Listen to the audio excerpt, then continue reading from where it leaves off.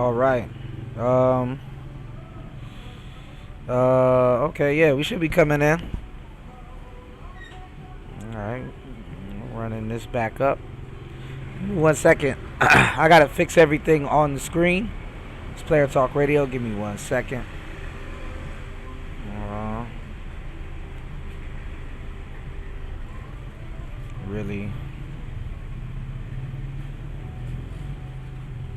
really.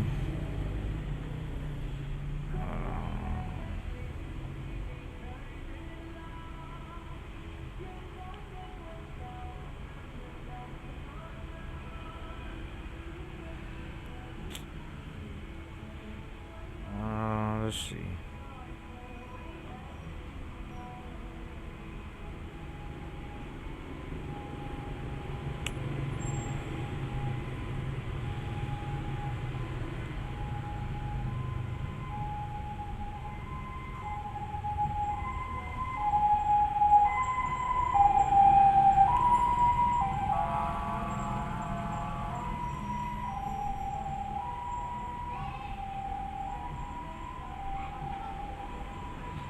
Mm,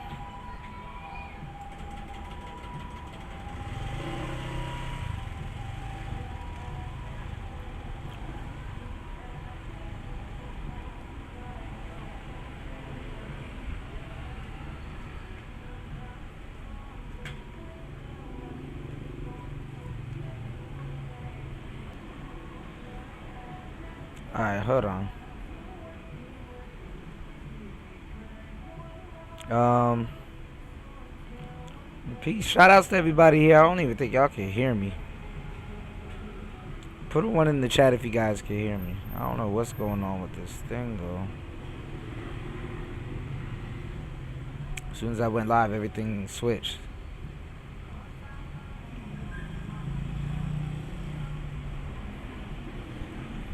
Give me a second.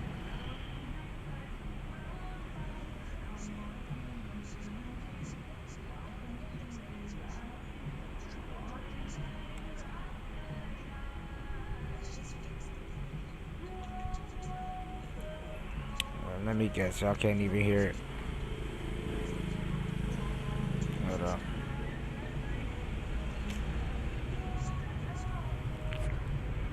Let me do this.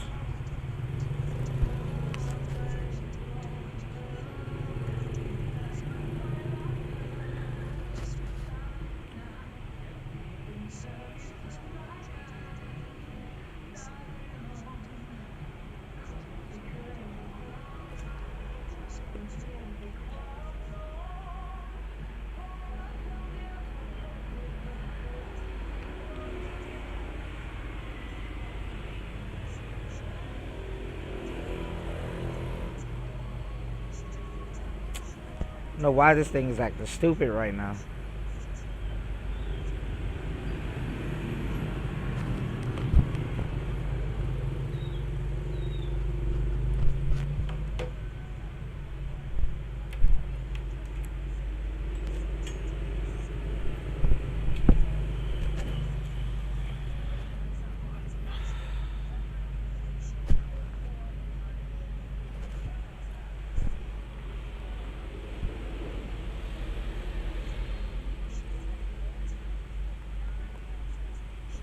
Alright, hold on, y'all. So I can't see shit.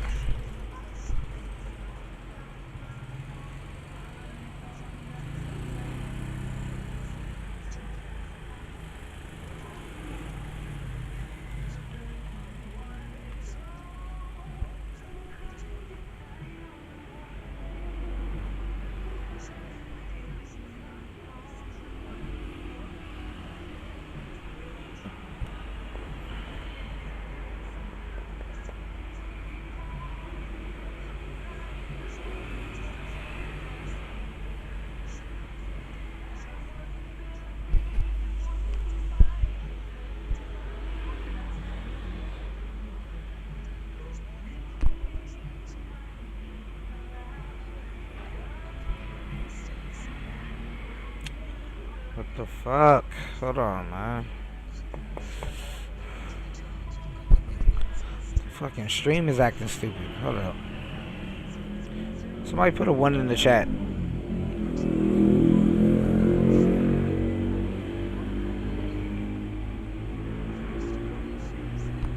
Alright, hold on.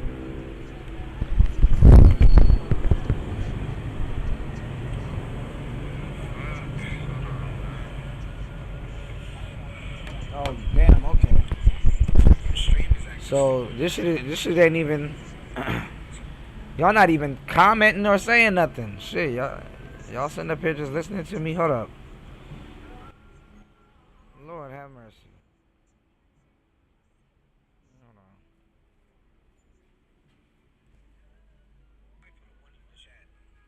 Alright, hold on. 1 second. Testing. I did all of this before I started the stream. And look at this bullshit. Hold on, y'all. What's going on, Jay? now my voice gone. This is janky. Hold on, Jay. How you doing? Hold up. What's going on, Bronze? Hold up. Let me see if we good. This thing is it goes super weird as soon as you go live. Shout outs to everybody in the building. Thank you guys for hitting the like button. Hold up.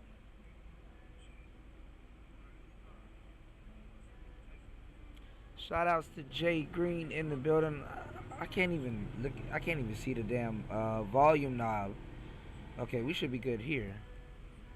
Hold on. Shout outs to Jay Green in the building. My bad. It went real low. Yeah. Hold on. We should be good now. I just got to monitor it. I gotta use my damn phone as a monitor, y'all. This is janky. Hold up. This thing is it goes super weird as soon as you go live. Shout outs to everybody in the building. Thank you guys for hitting the like button. Hold up. Let's see. And it got a big delay too. Shout outs to Jay Green in the building. I can't even see the damn volume. What's going on, UFO? Shout outs to everybody here. Hold up. Now the other problem is getting this fucking clip to play. Nah, this shit went act stupid.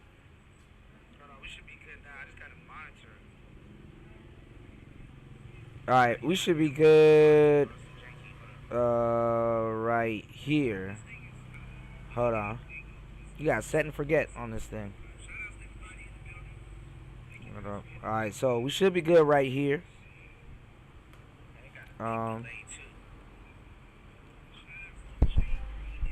Okay.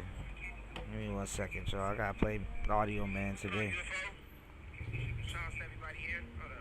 Alright, that's probably too loud.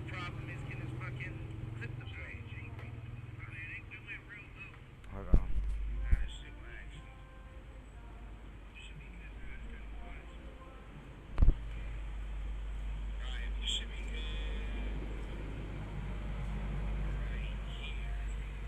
Alright, how we sound? Are we good on the sound? Let me get this phone away from me so y'all won't hear the feedback, because I can hear the feedback. Alright, how we sound on sound? We good?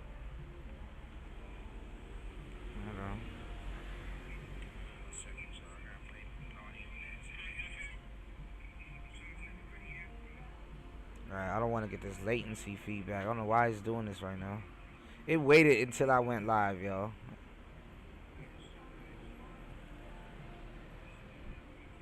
It's a long ass delay.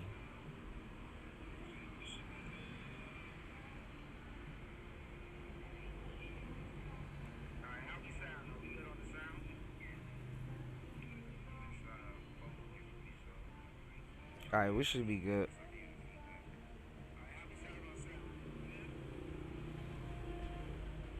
Alright, hopefully we sound better.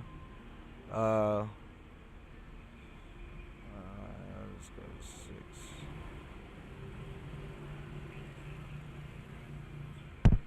Alright, we should be alright right here. I just turned it up a little bit, but I don't know. Damn, nobody's typing fast enough so I can fix this. And they got a big delay. Hold on. Shit, I can't even move this because then that's gonna pop up. Man, this is some bullshit. Hold on, y'all.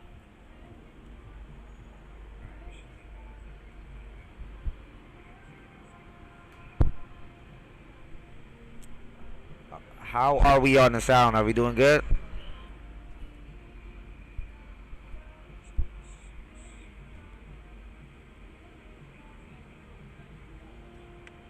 Alright, we should be alright right here.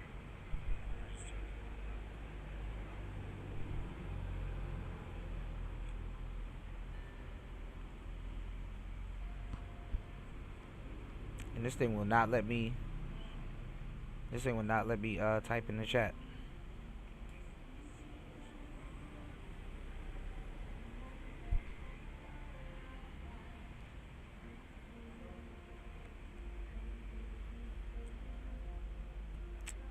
And this live is like behind.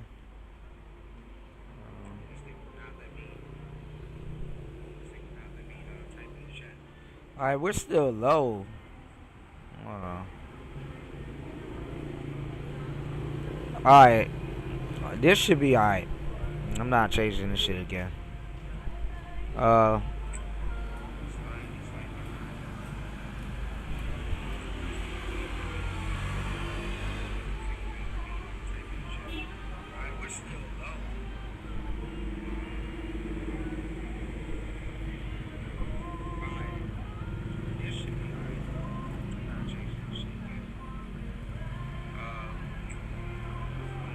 Alright, well, this the volume. This the volume y'all gonna get.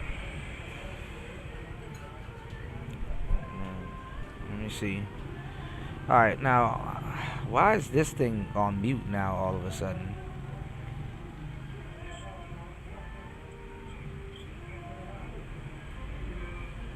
Yeah, I'm trying to prove the point, but.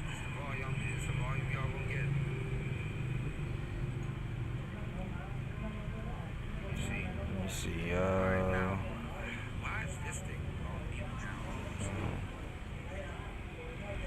give me 1 second.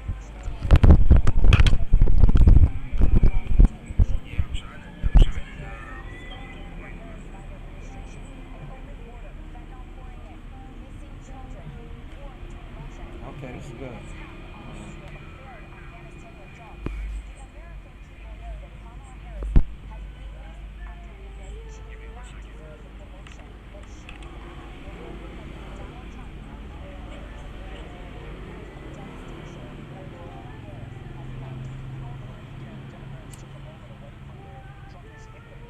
Why is it not playing?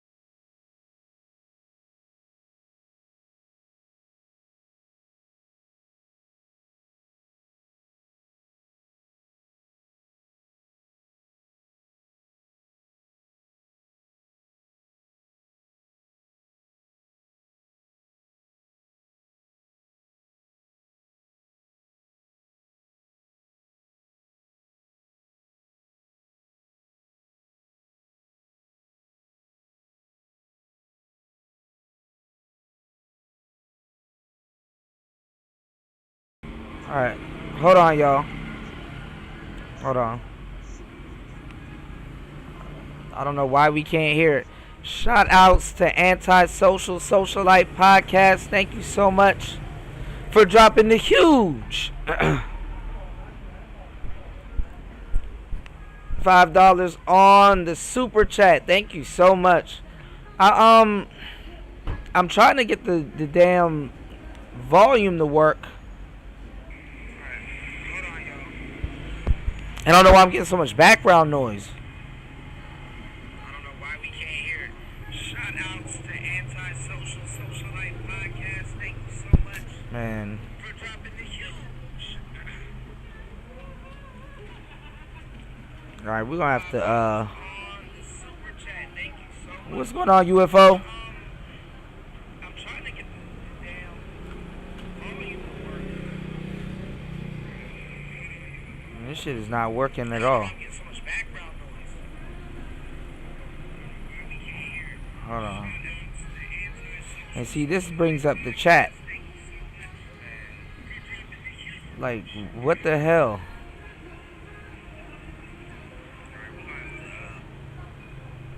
YouTube, like literally as soon as I went live, y'all, decided to act up. So now my whole screen is sharing, and there is no goddamn volume. Ain't this something? Anyway, as long as you guys can hear me, I guess we good. Give me 1 second. I'm gonna have to try to figure this out in the background. Let me polish up. Why did it go all the way back up when I didn't put it all the way back up? Hold on. Let me polish up on this goddamn sound. Thank you so much, Antisocial Socialite Podcast. I wanted to do a quick, live stream, and what's going on, Sin? I wanted to do a quick live stream and give you guys an update on what's going on. I mean, everybody's getting in Kamala's ass. Everybody's going Rob Van Ham on Big Mala. You know what I'm saying? And hold on.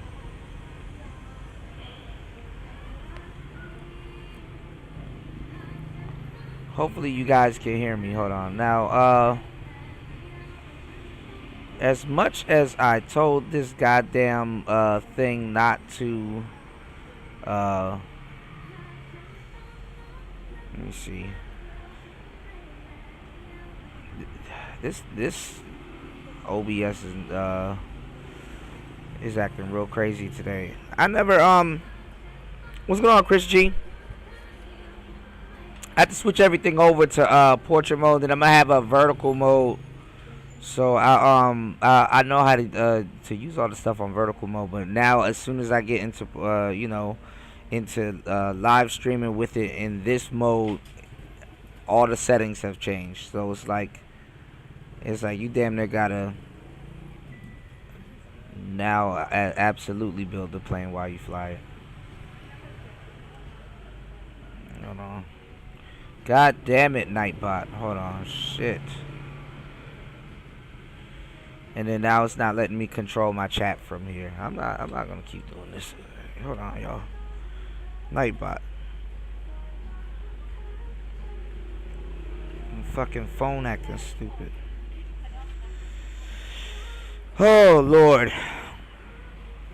I swear, if it ain't one thing, it's another. I'll time Nightbot out for like a minute. And Nightbot tripping. So I know how to. Alright, I want to do a really good show today. But I guess we gonna have to build the plane as we fly it.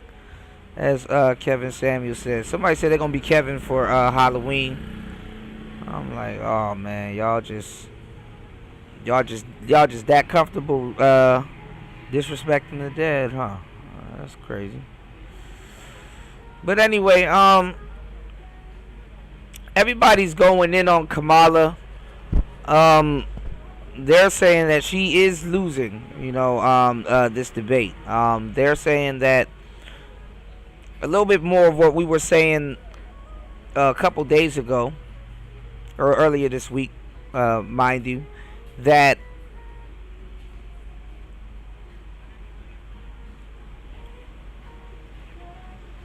Donald Trump going to the to McDonald's and serving them, and then it's crazy now because like McDonald's had an E. coli scare on their burgers recently, but Donald Trump going down to McDonald's, now everybody, instead of saying that, oh well, he was trolling her and something like that, everybody's saying that, oh well, he beat her to the punch, he's doing a better job than her. And I don't know. I mean, it's not my job to tell you how to take a joke or how everybody else is gonna take a joke. But you know, we already smoothing it out. We've ironed out all the jokes that probably could be told. Even y'all told some jokes in the chat, you know, about how he beat her going down to McDonald's. Like how, you know, we even shared the skits. You know, I was sharing skits for y'all showing how basically he beat her going down to the McDonald's. That was like an easy W. So I guess now the news is getting it. So now it's like they're saying that him trolling her like that is basically making her look really bad and basically losing the losing the debate. You know, y'all hit the Cash App, hit the PayPal. Shout outs to everybody here at the Super Chat. Hopefully it's still there. I'm gonna have to really see how I can put this together and get the actual let me see how I can put this together and get the actual audio on here, because as soon as I went live it started acting crazy, and I'm trying to figure out what the hell is this and why is this playing, you know. And then guess what, I don't even see my full chat, so I'm monitoring the stream, and Warrior of God doesn't even show up in my chat room. Just awesome. Everything starts acting stupid as soon as you hit the go live button, you know. But it's a part of it. It's absolutely a part of the game, and it is what it is. I'm trying to figure out what is this media file that's playing, because it's like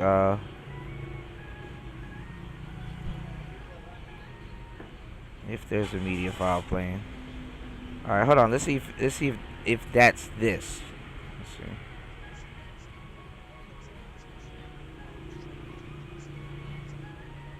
Yo, it is that. Hold on. No, it's not.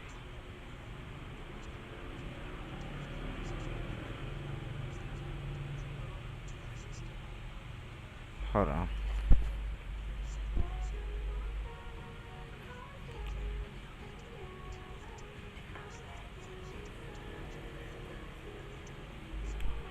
Hold on. Give me 1 second, y'all. Hold on, I gotta refresh the chat.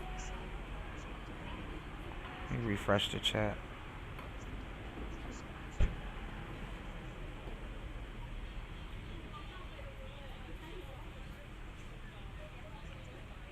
Alright, hold on. See, I can't see y'all messages now.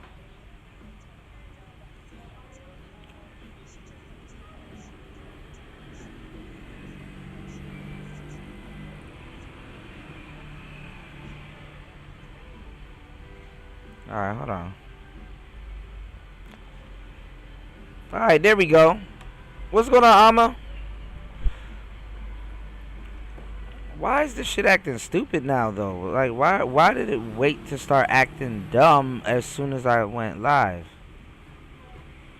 Shout outs to Amma in the building. Yeah, everyone hit the like button, man. I'm sorry, y'all. This is the most jankiest stream in a long time. Usually I do a sound check, I do every single thing, and as soon as I hit the live button, it started acting dumb.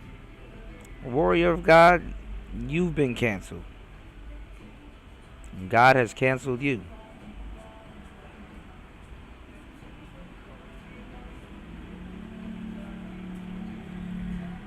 There we go. See, you've been canceled.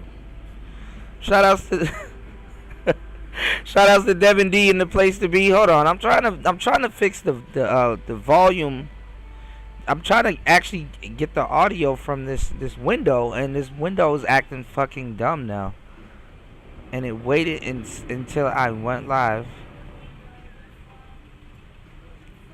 Hold on.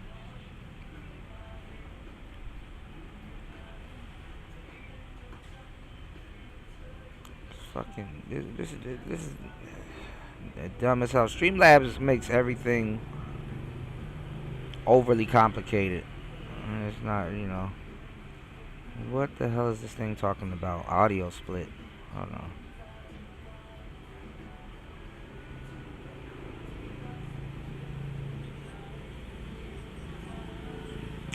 Yeah, you can't get no help on the fucking on goddamn YouTube. You gotta listen to somebody give you a 50-minute intro.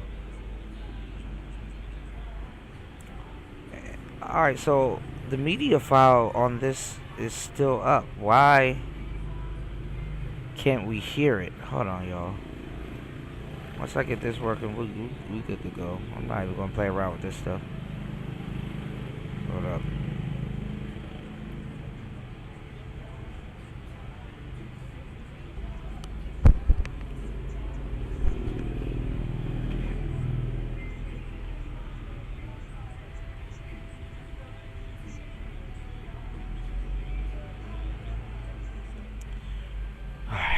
Hold on.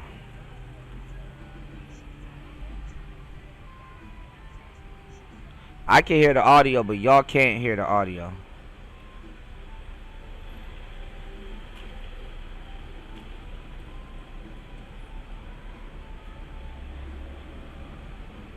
Hold on.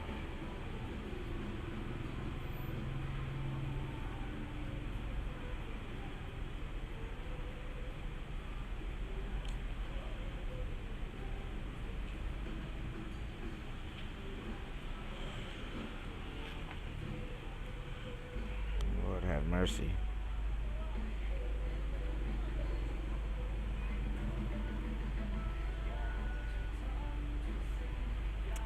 Alright.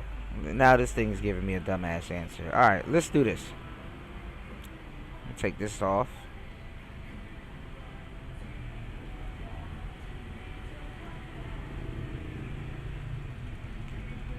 Hold on.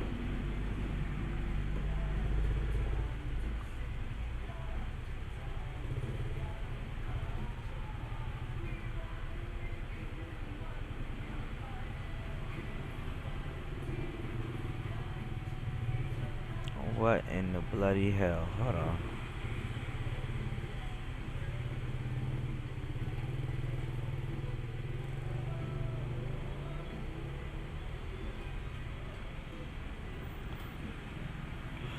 You go look up the answer for something, it'd be like, yo, how? Yeah, I heard she bombed on CNN. You go look up the application. Hold on. God damn it. You go look up the answer for this thing. You go looking for the answer to this fucking how to add audio thing on Google, and it says go to add application, then add audio. It's like no shit, Sherlock. How the hell do I add the audio? There's no tab in audio capture. Jesus Christ. They changed around OBS so much. This is dumb. This is stupid. Like I literally got to menu dive into like 3 menus just to add audio.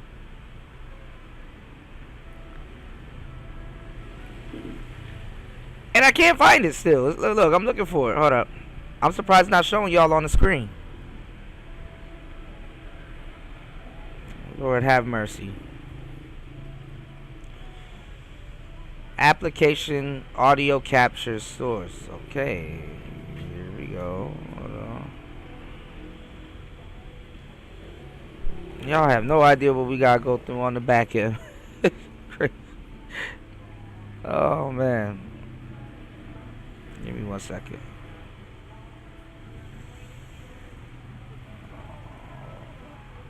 Alright, hold on.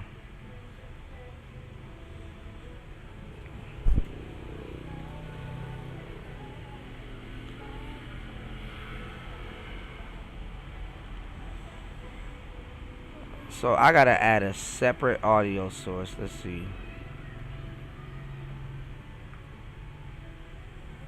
And then go into here.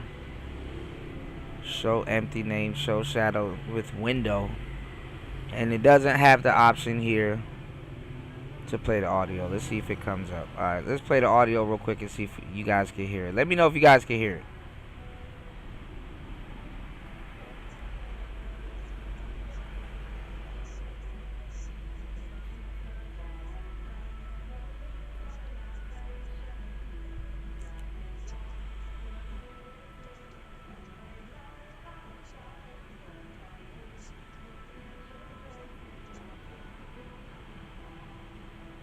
Alright, y'all can't hear it. Because y'all ain't saying nothing in the chat. Hold on.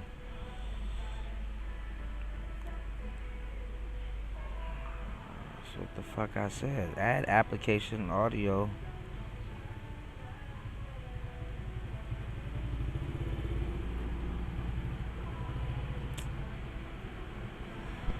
Alright, y'all can't hear it.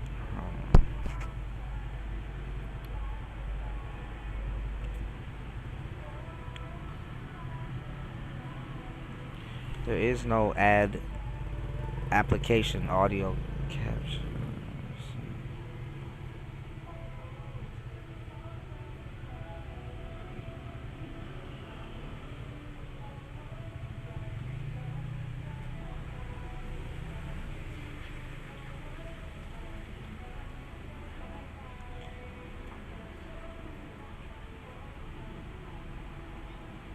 Why is this thing saying add application audio capture and there is no application audio capture?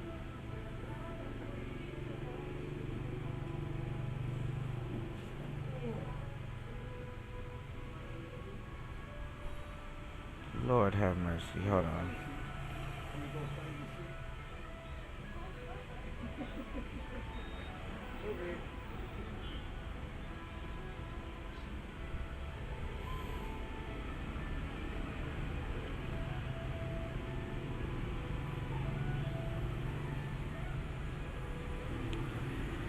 Alright, let me do this. This is fucking ridiculous.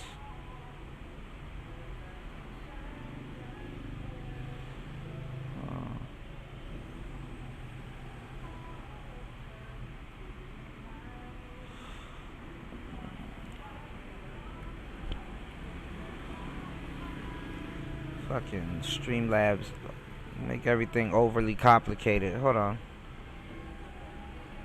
You said no whispers. Yeah, this is bad. This is annoying. Like as soon as I went live, this shit literally just started acting stupid and shifted all the windows and moved everything.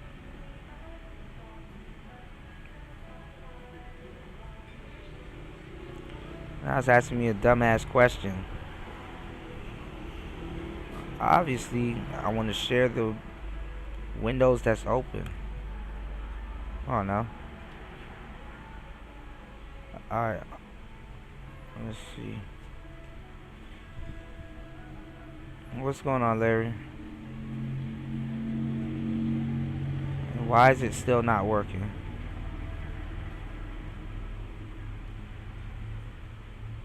Share the page.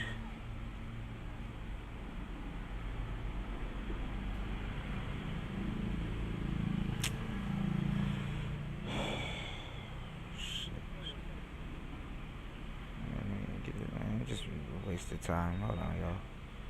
Now it wants to share it. Look at this bullshit. All right, hold on. Let's see if it has audio.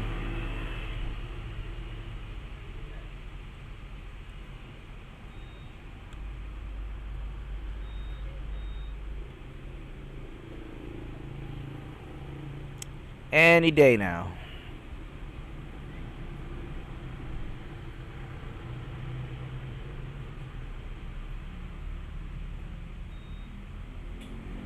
Any day now. Hold on.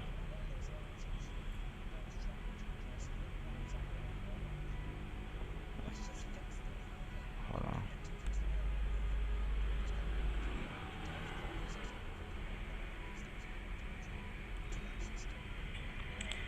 Any day now.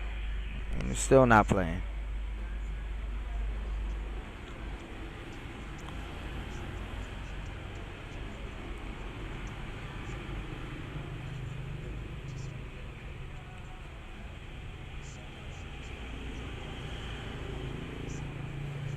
What the fuck?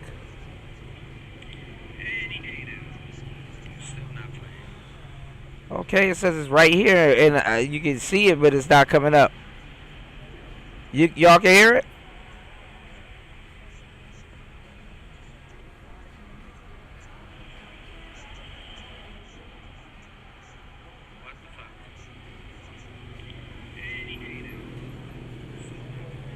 Okay, you guys can't hear it.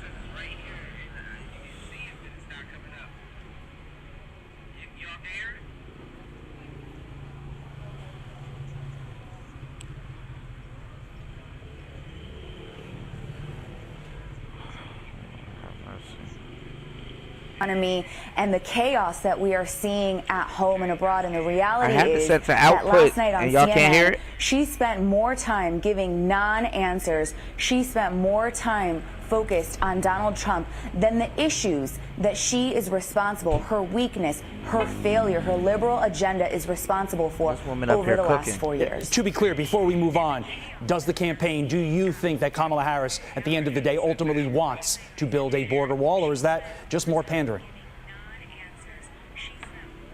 She absolutely does not. She does not want a secure border. Look at the 4 years of her track record, where they eliminated and signed executive orders to undo everything President had accomplished in order to secure our southern border. She absolutely does not. Just look at her track record. Right now, she is willing to say anything to hold on to power, but the American people will not fall for it. Here's more from Kamala last night. Listen. I mean, I've made many mistakes. And they range from, you know, if you've ever parented a child, you know, you make lots of mistakes too. In my role as vice president, I mean, I've probably worked very hard at making sure that I am well versed on issues, and I think that is very important. It's a mistake not to be well versed on an issue and feel compelled to answer a question. Look, that answer was clearly an affront to fluidity. I'll allow you to attack that if you'd like, but there's also a question in there. What issue is she well versed on, Danielle? This browser source shit is horrible, y'all. There's absolutely no issue she's well versed on. We just saw for over an hour on CNN, Kamala Harris refuse to answer a single question. And you know what? I will answer it for her much more succinctly. Her weaknesses are on the economy. Again, record inflation, tie-breaking votes that sent us... All right. This is annoying. And none of this shit is working. Hold on. Let me see if this source works. Let's see if this works.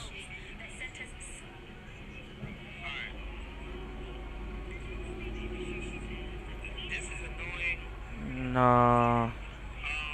They made this shit overly complicated for no reason. It wasn't like this before. Let me see if the audio of this is coming up.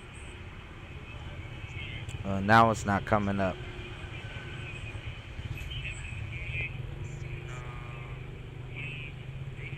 Okay, yeah, y'all can't hear that.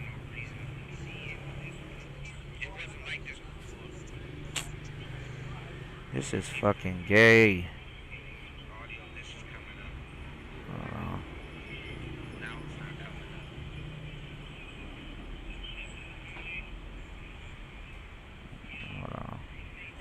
No, I got it. Thank you so much. I appreciate you guys sticking through.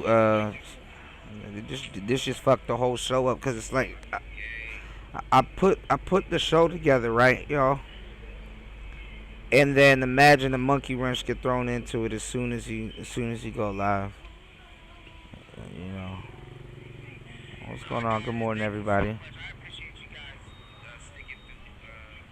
All right.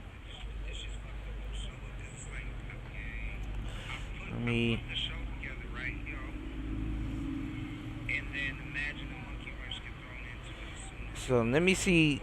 I'm gonna play this. Y'all should be able to hear this, but I gotta figure out how to gain some type of control over it. Give me 1 second.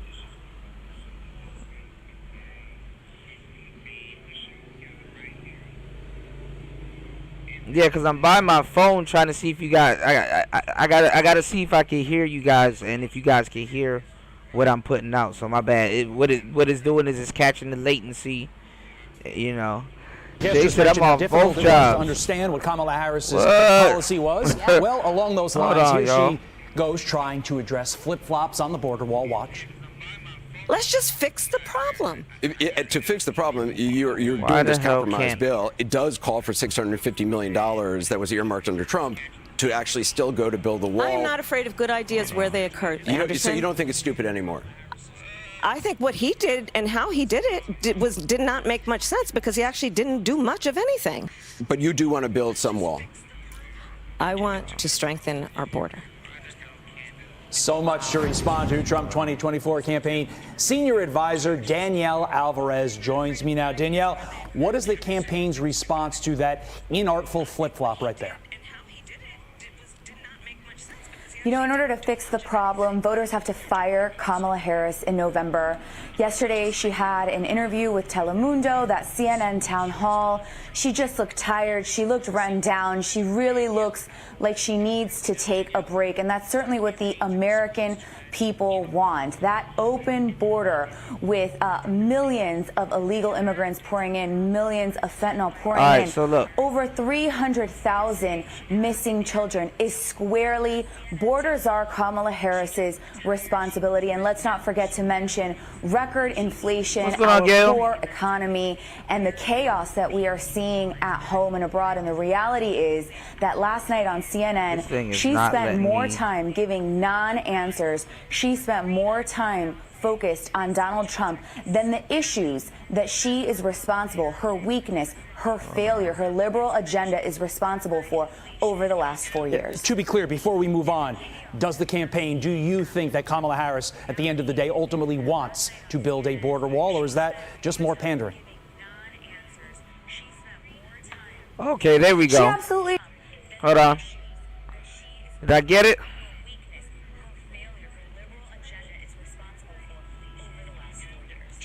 Hold up.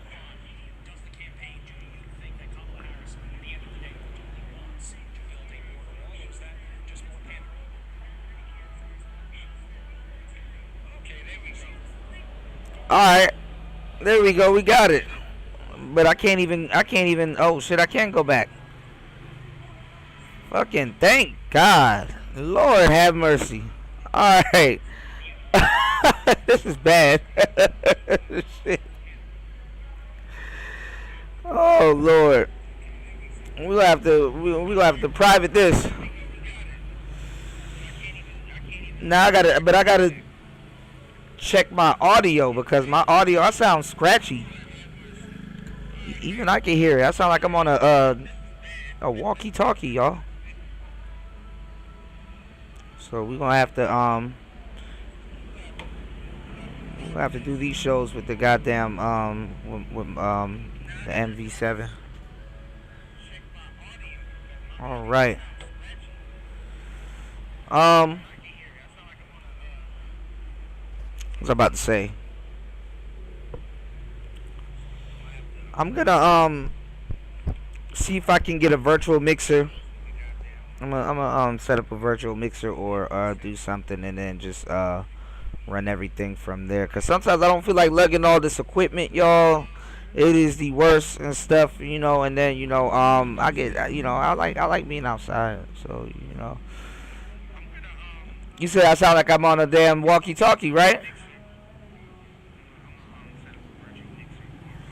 Yeah, they're destroying her on the news. Yeah, I might have to just, it's really me fixing my volume, but I can't really. Yeah, let me put this away. I can't really tell what y'all are hearing, so I'm gonna have to do it myself. I'm gonna have to like gain stage all of my volumes and get my levels right and stuff like that. That's alright. I'll do that shit off air. But yeah, I've been looking at a whole bunch of, we'll just do a quick show. We'll be back on in probably like an hour or so. Y'all, please continue to hit the like button and support the show. My bad, y'all. Yeah, she does do it to herself. And then they brought Lizzo out there. And hold on. Yeah, like Lizzo, she got it all wrong. She thought Kamala was saying that Detroit you know, she thought she was giving the city of Detroit a compliment, and it wasn't a compliment. You know, she basically was kind of going in on Detroit because she said that they wanted America to look like Detroit. So apparently, I guess Detroit got a strong group of black people there that's basically putting in the work and pushing them to the top, because the memo that is being the memo that Kamala, yeah, you saw that? Yeah, like the memo, I mean, I don't know what video I shared. There was a video that I was watching, and it had a bunch of zesty brothers on there, but one of the brothers is from Detroit, and you know, good morning. One of the brothers is from Detroit, and he was like, well, that was an insult to him because they're doing good, and black people are coming up, and they have a progressive community and stuff like that. So I'm like, oh, okay, well, I wonder if they are doing well, you know, because they were really trying to turn Trump. They were really trying to turn the people of Detroit on Trump. And it's like, did he say something bad? Like, you know, but then again, they were like, we need to vote for Kamala because Trump said that America will look like Detroit if Kamala wins. And then Lizzo's big ass went up there and said the same thing. She said that the world will look like Detroit if Kamala wins. So I don't know if she did that to like kind of spin what Trump was saying, or you know, for whatever reason, but it's like, you know, you're reading the wrong teleprompter. You know, you're reading the wrong teleprompter. Give me 1 second. I'll be right back. Give me 1 second. Guest just mentioned how difficult it was to understand what Kamala Harris's policy was. Yeah. Well, along those lines, here she goes trying to address flip-flops on the border wall. Watch. Let's just fix the problem. To fix the problem, you're doing this compromise bill. It does call for $650 million that was earmarked under Trump to actually still go to build the wall. I am not afraid of good ideas where they occur. So you don't think it's stupid anymore? I think what he did and how he did it did not make much sense, because he actually didn't do much of anything. But you do want to build some wall. I want to strengthen our border. So much to respond to Trump 2024 campaign. Senior advisor Danielle Alvarez joins me now. Danielle, what is the campaign's response to that inartful flip-flop right there? You know, in order to fix the problem, voters have to fire Kamala Harris in November. Yesterday, she had an interview with Telemundo, that CNN town hall. She just looked tired. She looked run down. She really looks like she needs to take a break. And that's certainly what the American people want. That open border with millions of illegal immigrants pouring in, millions of fentanyl pouring in, over 300,000 missing children is squarely borders are Kamala Harris's responsibility. And let's not forget to mention record inflation, our poor economy, and the chaos that we are seeing at home and abroad. And the reality is that last night on CNN, she spent more time giving non-answers. She spent more time focused on Donald Trump than the issues that she is responsible, her weakness, her failure, her liberal agenda is responsible for over the last 4 years. To be clear, before we move on, does the campaign, do you think that Kamala Harris, at the end of the day, ultimately wants to build a border wall, or is that just more pandering? She absolutely does not. She does not want a secure border. Look at the 4 years of her track record, where they eliminated and signed executive orders to undo everything President had accomplished in order to secure our southern border. She absolutely does not. Just look at her track record. Right now, she is willing to say anything to hold on to power, but the American people will not fall for it. Here's more from Kamala last night. Listen. I mean, I've made many mistakes, and they range from, you know, if you've ever parented a child, you know you make lots of mistakes too. In my role as vice president, I mean, I've probably worked very hard at making sure that I am well versed on issues, and all right. I think that is very important. It's a mistake not to be well versed. All right, hold on. Let me get these windows together real quick, cause Lord have mercy. Oh, I can make this window bigger. Okay. Shout outs to Anti-Social Socialite Podcast. Thank you so much for supporting the show. Tinfoil hat. I never said I was voting for Kamala, man. Okay, so this is as big as this window gets. That's what she said. All right, hold on, y'all. All right. You said America can't afford to make no more mistakes. Yeah, that's what I've been saying. You know, they're going in on her though. You know, they're going in on her bad. I've never seen white women go in on her like this. They waited till the last moment. I said, damn. You know. All right, let me see. Let me see if this works. On an issue and feel compelled to answer a question. Look, that answer was clearly an affront to fluidity. I'll allow you to attack that if you'd like, but there's also a question in there. What issue is she well versed on, Danielle? Uh-oh. There's absolutely no issue she's well versed on. We just saw for over an hour on CNN, Kamala Harris refuse to answer a single question. And you know what? I will answer it for her much more succinctly. That's crazy, man. If she gets in there, this is going to be worse than Bush.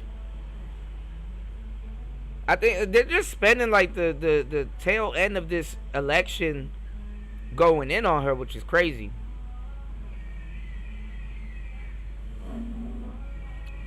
At least Bush will give you an answer. Her weaknesses are on the economy. Again, record inflation, tie-breaking votes that sent us skyrocketing into inflation because of ridiculous spending of the Harris-Biden administration. An open border, fentanyl pouring in, missing children, war between Russia and Ukraine, an attack on Israel, a failed Afghanistan withdrawal. The American people know that Kamala Harris has weakness after weakness. She does not deserve the promotion that she is asking for, and only President Donald Trump can fix the 4 years of devastation that Kamala Harris has caused. You know, over the weekend, the Democrats took a moment away from their Trump is Hitler narrative to say, you know, Trump is struggling mentally and he's tired. But after 48, 72 hours of that not working, they're back to Hitler. They say he wants unchecked power. Listen. And we know. Well, somebody brought up the I'm still trying to fix this thing, y'all, so don't mind me talking low in the background. Well, maybe high, I don't know. Somebody said that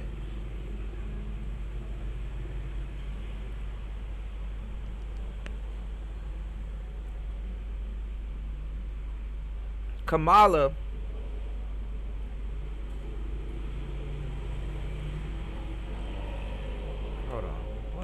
this. Hold on, give me 1 second. What the fuck is going on? Hold up. Why is the Oxford Dictionary coming? Hold on. Second Trump term would mean unchecked power with no guardrails. Yeah, my bad. Somebody was saying that look at the power that they want and the power that they're telling you to protect. Oh, you know, we got to make sure the power doesn't get into Donald Trump's hands. It's like, but the power is supposed to be going into Kamala's hands? I got the power. It's supposed to go into her hands?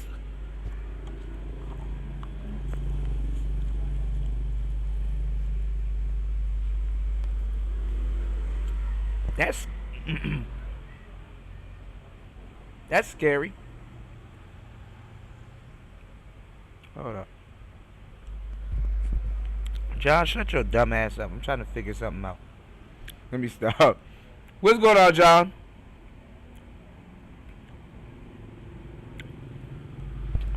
I thought you were the other John. You about to get cursed out. I had to look closely at your avatar. I'm like, oh, that's John.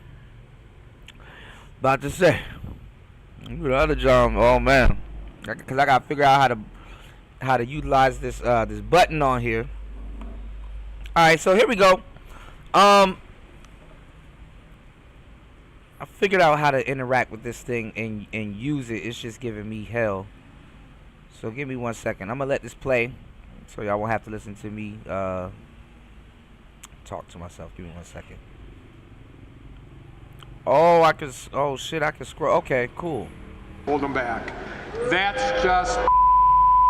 But this is somebody Why you cursing? who wants unchecked power. We do not need to see what an older, loonier Donald Trump looks like with no guardrails. America's ready to turn the page. So the bottom line is this. We know what Donald Trump wants. He wants unchecked power. All of this on the heels of that hit piece out of The Atlantic. So, Danielle, how did... And look, y'all. Obama, because I wanted to play that video. That's what I wanted to start off with. Obama brought out Eminem.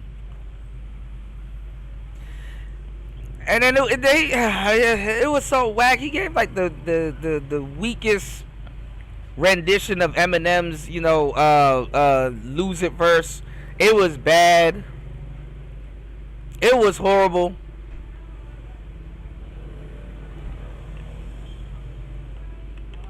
It's like they're chasing it, like they're trying so hard. They said, "Fuck it, we ain't gonna go after the black man. We just gonna go after the young white American. Bring out Eminem, cause they don't know no Machine Gun Kelly. They don't know no you know. This is bad." Does the Trump campaign counter what appears to be the Democrats and Kamala Harris's closing arguments these final 12 days?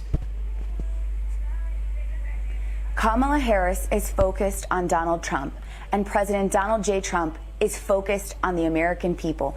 You have seen it not only in his 4 years in the White House, where we had a humming economy, where we had unleashed American energy, unleashed the American worker, but you've seen him talk about the issues that matter most to voters. And again, voters have told us that that's inflation. Voters have told us that that's the economy. Voters have told us that that's securing our southern border. And Donald Trump is focused on those issues in the last 2 weeks of this campaign cycle. And again, Americans know that President Donald Trump is the only one that can restore America to greatness. Our closing argument is so different than theirs. What the fuck? She chasing it too.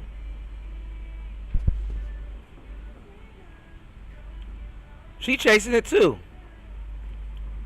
We know that Donald Trump is the only one that can restore America to its greatness. All right, chasing it. They are throwing everything they can at the wall to see what sticks, because Kamala Harris is floundering and she has absolutely an abysmal record to run on, and she cannot contrast President Donald Trump, who had our country, it was so successful. Sure. Americans were thriving in his economy, and that is what our campaign is focused on, and President Donald Trump is focused on as we head towards November. Danielle Alvarez, thank you for your time. Appreciate it. I'm Steve Doocy. I'm Brian Kilmeade. And I'm Ainsley Earhart. And click here to subscribe to the Fox News YouTube page to catch our hottest interviews and most compelling analysis. Hold on, I wonder if I could. Hold up. Do this. They're about to play endless commercials. Oh, I can. No, I can't. Can't access the search bar here. Hold on. Do this. And still can't access the search bar. Wow. Okay, OBS. Anyway, just some old bullshit. That's why they call it OBS. Alright. Let me see. So if I wanted to share another video, oh, okay. It's gonna take a minute though, but okay. Hold on, I want to show y'all something. Because your boy Ben Shapiro went in and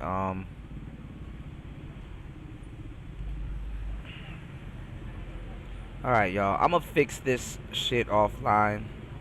But like I said, this was a quick show anyway. Thank you, Devin, man. I'm sorry for the quality of today's show. This is some bullshit. They moved everything around. The tweets in all caps. In OBS. The so now ranting and the raving about crazy conspiracy theories. Got the 2-hour speeches, word salad, just. Look, he's trying to use all the. It's like Fidel Castro. He's trying to use all. On and on. He's trying to use all the hit words. He's trying his hardest to use all the hit words. This is bad. I'm trying to report on it, but this is not going well. Oh, that was President Obama directly going at Donald Trump personally. And think about Joe Biden, too. Yesterday, get a life. He tells Donald Trump, get a life and start helping people. Oh. Because he doesn't like what Donald Trump's been saying about the coverage. And that's what happened. That's what I wanted to talk to y'all about. God damn. So much stuff is happening right now, y'all. It's ridiculous. So,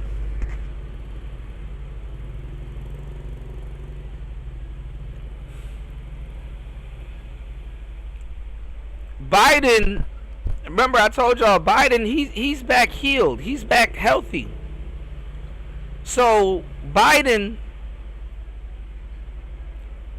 he's like dissing Kamala damn near. Like, he's like dissing her. He's like, he's like a week late. He's like, it's not over yet. I'm still in office. It's just not going, we don't know whose side he's on. And like I said, it's very late in the day. I'm like, can he run for president still? Like, absolutely not. He dropped out of the race, I guess. So, hold on. UFO said, I created the term word salad. Now I'm hearing it everywhere. I mean, we used to use it a lot back in the day, UFO, but you know what? I'm gonna give you the benefit of the doubt. You were here during the third shift days. I'm pretty sure you probably did. But I'm telling you, all of that other stuff came from our sector. The bitch babble, the word salad, as you said. I'm pretty sure you probably did. And this is why I was telling you guys, like, yo, you on in this social media shit, since people just take your shit, you need your credit. I would need somebody to fact check that, because I'm pretty sure we have influenced urban America.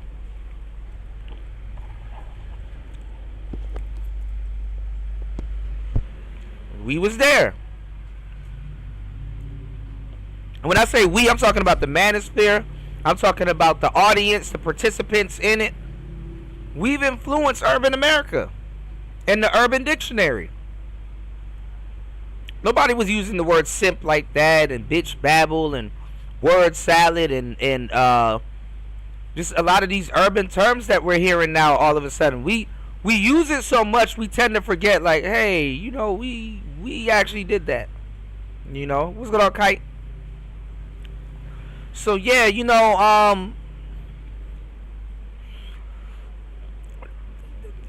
made its way into politics, man. Made its way into politics. So I'm pretty sure you probably did invent that word. The other day I heard somebody say sneak soaking. I was like, here we go. So you know where that came from. What they've done, what FEMA's done in North Carolina, and Barack Obama trying to get personal yesterday, and also went on to say, how to sign into the chat. Talking to African American men looking their 20s, how dare you not vote for a woman? Okay, so Jen can verify it. I find it interesting. It's certainly calculated. He's not one. Jen can verify it. Okay, because I know you've said it, and I know I've heard it said back in the day. So it probably was before that. That Jen on the block. I remember her. All right, let's get it. Hold on, y'all. This is bad. I need to fix this fucking Streamlabs, y'all. This is bad. Hold on. Our audio on today's show is horrible. To fly off the handle and not pre-think these things. What's going on, Dollar Washer? Yeah, I've been using monkey branching for a long time.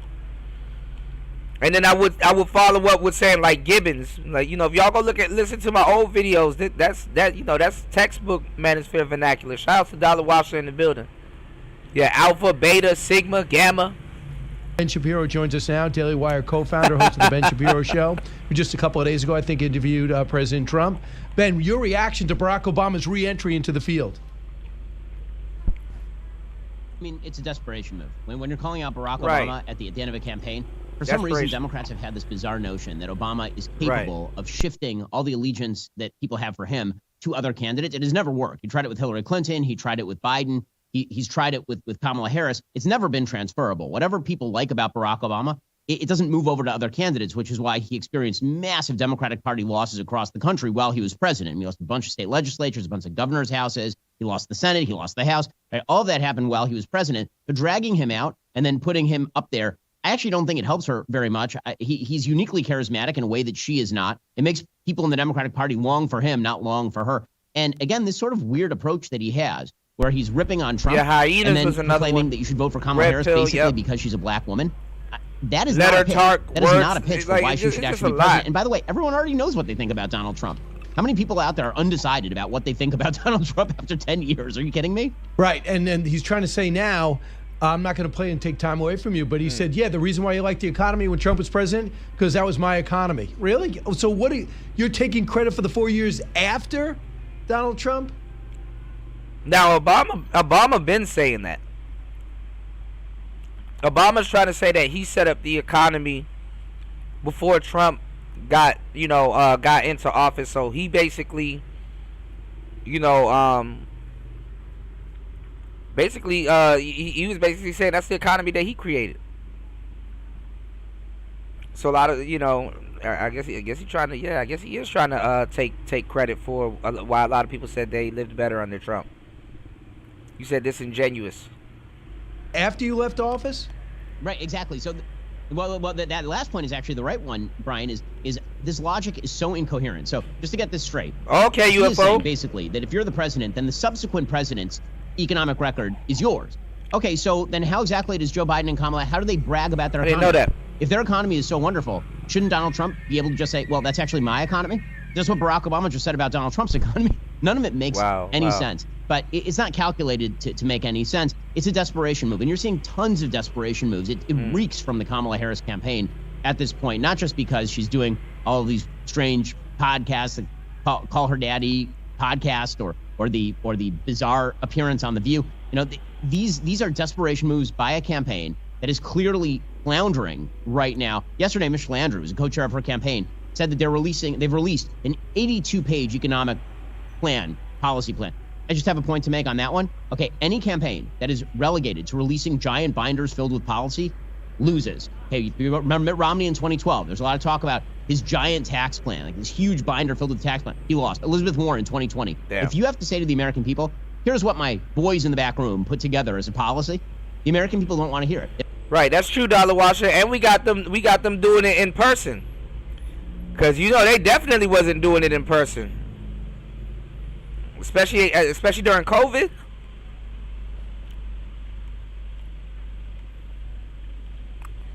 And be it as you may, a lot of people gonna try to take they credit, but Fresh and Fit got a lot of these dating shows doing their whole sets like them. Same thing with now the Arlette girl. There's a whole bunch of people copying off of Arlette. It's another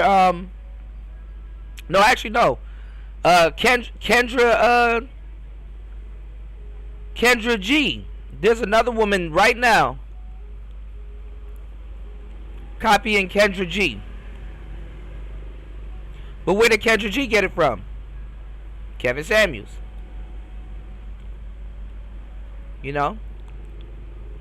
Even what's her name?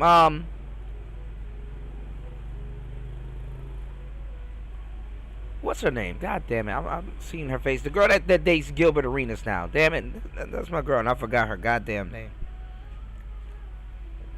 But the girl that dates Gilbert Arenas, Melly Monaco, damn. Yeah, she's even taking a page or two from the manosphere. You know? I tell women all the time too, if you over here in these spaces and can tolerate the BS that goes on over here, y'all are ahead of the curve. Y'all about to see the world. Y'all about to see the world, you know. Y'all have already seen the world. Not even about to, but even more. Kind of start to subscribe to a lot of the stuff that we've been doing here. But the thing is that they done got the 4/5 hand information, so it's like you about to see them butcher it also too. So you might just be as enraged, if not even more, than some of the people here watching this shit get butchered. You know, because it's a big game of telephone. You know, you said the envy is real. See, Boogie can verify. I created that too before people start making spinoffs about it. I'm probably like I said, UFO. I'm pretty sure you probably have, bro. I don't put that past you. I've seen you say and do and you know, be super creative with some of the stuff you say here. So you in particular. So you know, I can merch. I don't think you're going to effectuate it. The thing that is so off-putting about Kamala Harris is that either you already know her worldview, which is radical left, or you have no idea what her worldview is, and she's not clarifying it for you because she doesn't want you to know her worldview, and she's just an empty vessel. Either way, that's a bad answer. So, Ben, it's just so interesting. In the New York Times today, they acknowledge what you just said, but they praise her for it, for avoiding questions. This week, Harris put her own stamp on the art of the dodge. Her media swing showed how she often responds to uncomfortable questions. You said the guy in, see, there you go again. The Gina Crimson Cure can verify. Oh, okay. I thought you were talking about the girl that because I think it was an African girl that took Kendra G's style. I thought you were talking about her. I didn't know if she was Guyanan. Okay, I didn't know if she was from Guyana. My bad, y'all. Them, yet not fully answering them. She can nimbly field a query. I'm still trying to learn how to use these widgets real reply quick. With a tripwire for her opponent, like a trained prosecutor. Harris is a loyally argumentative and fundamentally defensive. So she's praising her for not answering anything and saying her answers set up Trump. I can't believe this is the verbal gymnastics they're going through. And these are the marks of a losing campaign. If you recall 2004 or 2000, Al Gore and John Kerry, the line whenever a Democrat loses, they were too sophisticated for the crowd. Right? What they're saying in that piece is that she's just too sophisticated, right? She's relegated to defensive, lawyerly arguments because she's just too smart. And you normies, you don't understand how smart she is. Okay, the reason that she's not connecting is not because she's too smart for the crowd. It's because she's not saying anything, and she's deliberately not saying anything, and she can't answer even simple questions. The worst thing she did this week, she goes on The View, which is the friendliest show it is possible. I mean, they basically took up residence in her colon, and they were doing whatever they could to ask her simple questions. And she was asked by Sunny Hostin, what makes you different from Joe Biden? And she basically is like, nothing. Okay, that's like the number one question people want answered, and your answer is that you would change nothing from the Biden, nothing? Like that's your answer? It's a ready-made ad for Donald Trump, and the Trump campaign promptly jumped on it and started pumping it out, as they should. Because you were starting to make gains, and she's the agent of change. How could you be a change candidate still in power? It's beyond me. Yeah. And the other thing is, there's passive aggressiveness going on with Joe Biden, praising Governor DeSantis, who won't take her call. We know that she said she was with me every step of the way in every decision. He went out of his way to do it, calling a press conference, walking into the press room at the same time that she has an event. So the other thing that I think you're passionate about, I imagine, is the appearance of a certain Ta-Nehisi Coates, who is an anti-Israel, anti-Semitic, in my view, author, race relations, seems to condemn the country at every turn. Says his parents grew up in the Jim Crow South. Understood that could create some bitterness, and justifiably so. But he writes about it. And Tony DeCopel decides to challenge him on this at CBS, his anti-Israel point of view. Listen, cut 35. It's what I struggled with throughout this book. What is it that so particularly offends you about the existence of a Jewish state that is a Jewish safe place and not any of the other states out there? There's nothing that offends me about a Jewish state. I am offended by the idea of states built on ethnocracy, no matter where they are. And he goes on to say that Gaza is an open-air prison, that people are walking around, they think they're going to get shot, they don't get cancer treatments, they're treated horribly by the Israelis. And when he started engaging on this, he got rebuked by his own company. He was forced to, I guess, apologize. They have grief counselors coming in to speak to the staff, but yet Sherry Redstone, the former owner of the company, defends him, and other people do too. I think I know where you stand, but can you understand I cannot get my head around the uproar.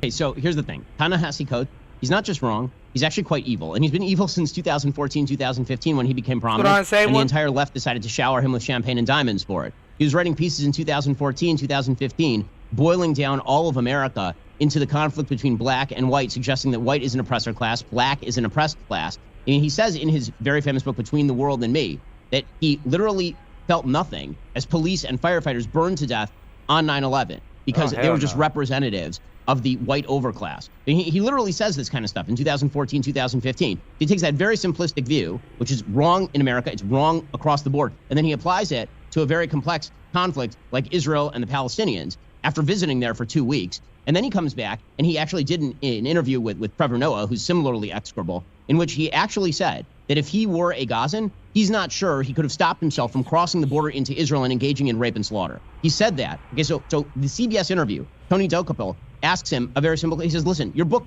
reads like it belongs in an extremist backpack. And this creates enormous blowback. CBS apparently has a race policy team that actually clears questions for people like Ta-Nehisi Coates, who's sort of a racial icon who must never be touched, he must never be asked a difficult question. And so they get very angry at Tony Dokapil for saying that. And then Ta-Nehisi Coates proceeds to go on a show and basically prove Dokapil's point, which is that he is an extremist who actually justifies violence in the name of a victimizer narrative. And CBS News is melting down over this. They actually also put out a notice to all of their reporters that they should stop saying that Jerusalem is in Israel. Now, the United States government recognizes that Jerusalem is the capital of Israel, and both parties have acknowledged this, by the way. And yet CBS News is saying differently. So what that really speaks to is the disgusting worldview that not only Coates represents, but that has been imbibed into the bones of our legacy media institutions. Because the fact that they are so defensive of Coates, the fact that if you ask him anything remotely like a difficult question about his true brash worldview and book, that now results in the entire meltdown of CBS News, is just indicative of how perverse and truly corrupt our press have become. You know, when I had President Trump on earlier this week, he said, I'm no longer calling them the fake news, I'm calling them the corrupt news. That seems about right to me. Well, I mean, CBS is going out of their way, too. This whole thing with 60 Minutes. You know, asked some direct questions. People were praising the anchor for doing it. But then we find out that they choked up on and gave a different answer to make her seem more competent. Not very, but more competent than her original answer. However, the problem is no one called the promos department because they put out the promo that shows how she talked in a circle, and then they fix it for the actual broadcast. Now, we all have to sometimes edit. Not Ben, you run your own show, but we have to edit. Sometimes you go out, I'll talk to Ben Shapiro for 25 minutes. It's a 4-minute piece. So I got to edit you. I got to pick and choose. Maybe I have a whole answer. That's not what this is. This is a different answer to the same question. One of the things that was kind of amazing, if you actually watch 60 Minutes, is that in the middle of her answer, it actually cut to the anchor explaining her answer over her answer. So they would lower the volume on her answer, and then they would attempt to give a synopsis of what they think she was saying over her just answering the question. She's a presidential candidate. You need to hear her talk. Japanese is a good one. What they could do here, they could just release the entire interview. Japanese is funny. It's very simple. You don't have to release the whole thing on 60 Minutes. We have this thing called online, and there are no time limit in the online space. I mean, I live there. Right, you can do whatever you want over there. They can release 60 Minutes, the entire transcript of the interview. They can release the entire tape of the interview. They're not doing any of that. Who have y'all heard say that? They want her to win because CBS News is just an addendum to the Democratic Party. And you know it was the smartest move ever that Trump didn't do it. They would have spent the whole time on January 6th, the whole time in 2020. Yeah. Who have y'all heard told y'all that that online is a timeless space? They be listen, man. I swear they listen to our. How are all of our pop words and sayings out there? They be, man, look. They don't directly listen. They listen to somebody that does listen and regurgitates, man. God damn. Hold on. You said Jim Sell, Jason Black tried to grift it until I checked him about it in his chat while he was live. Oh, shit. Everybody knows how quick Jason Black is to call out people in his chat. He said nothing when I checked him. Oh, because he probably know you. I told y'all also, too, when y'all are audience members, y'all become household names. He probably know you. Mind y'all, a lot of people that came around, if y'all watched the old Third Shift, a lot of people that came around then, they're YouTubers now. Established YouTubers.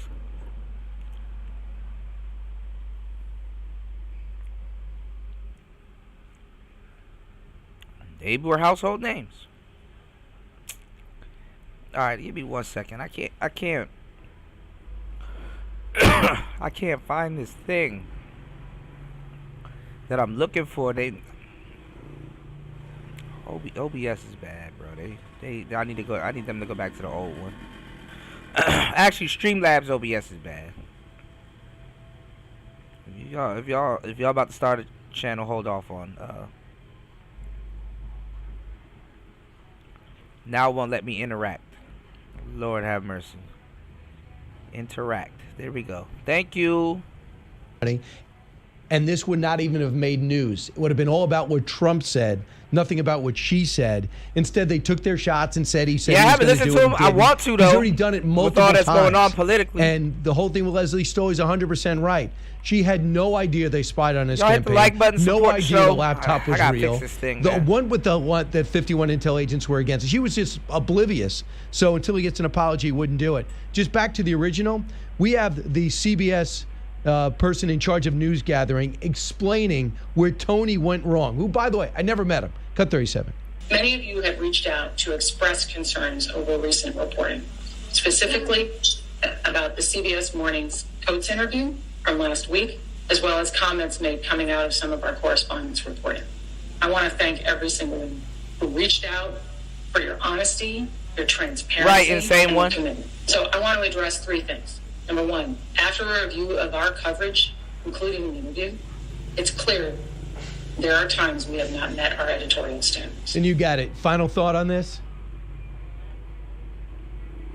Listen, CBS News has demonstrated precisely what it is. There's a reason why, as President Trump says, they're failing in the ratings, and he is correct not to subject himself to that kind of stuff. The only good news is that they're becoming so patently obvious in their bias that I think more and more Americans are tuning out and recognizing precisely what they are, which in the end will be good for America. I'd rather they be obvious about their horrible bias than continue to pretend they're objective. Ben Shapiro, Daily Wire co-founder, host of the Ben Shapiro Show, #1 New York Times bestseller. All right.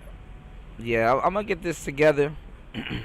So I'm gonna fix I already know how I'm gonna fix this up, because they done moved everything, y'all. So this is a little bit different than before. You got menu dive for just the simplest things. Yeah, I get you in saying one. I mean, you know, that's why I be telling people you know, when you put yourself out there, you know, it is what it is. But it's like people put themselves out there, but not really on like a public well, actually, no, actually even worse. But,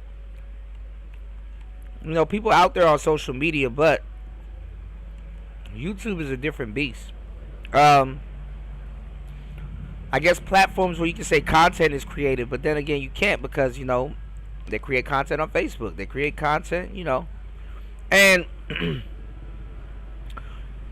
it was funny. There was a time back in the day where YouTube actually operated like a like Facebook a little bit. Like, we had inboxes, you know,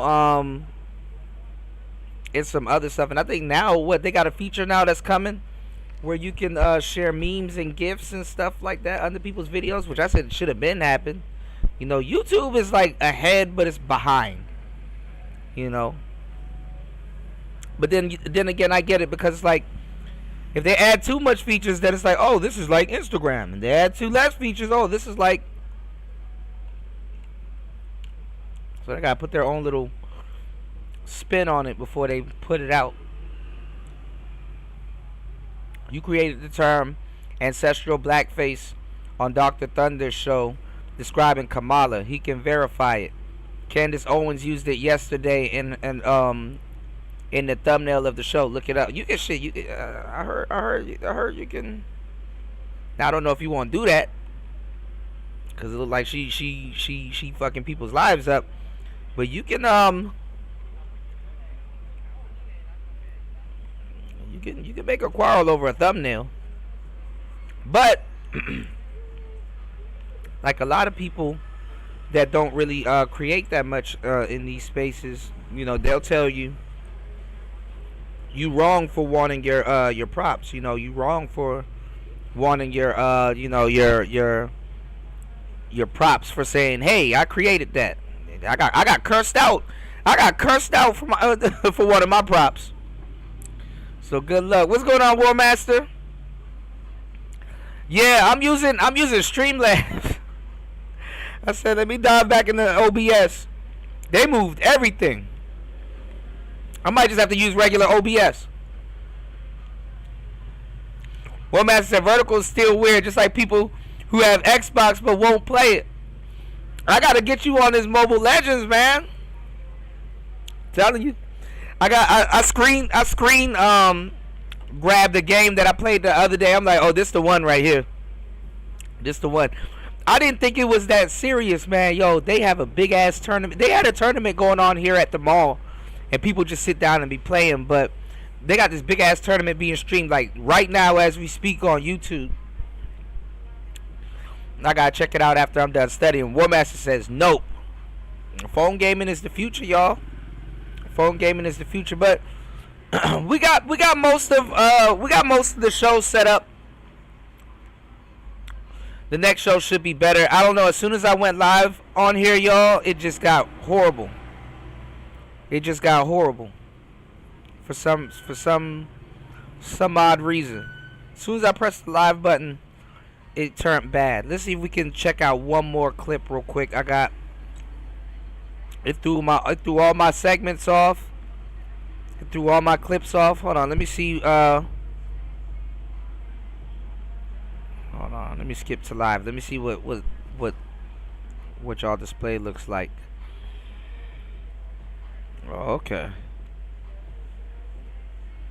All right, that's not too bad. All right, so let me do this.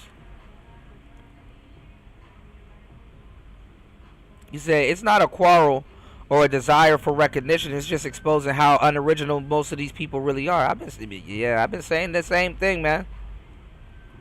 I've been saying the same thing.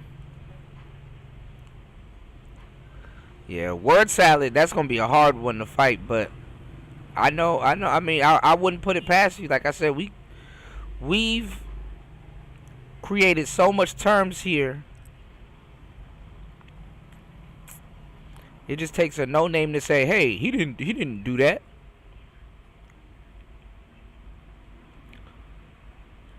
For people to feel like you didn't do it. Hold on. I went through it. Alright, let me pull up that let me pull this up for y'all. Cause I told y'all Lizzo, she tripping. Hold on, let's see.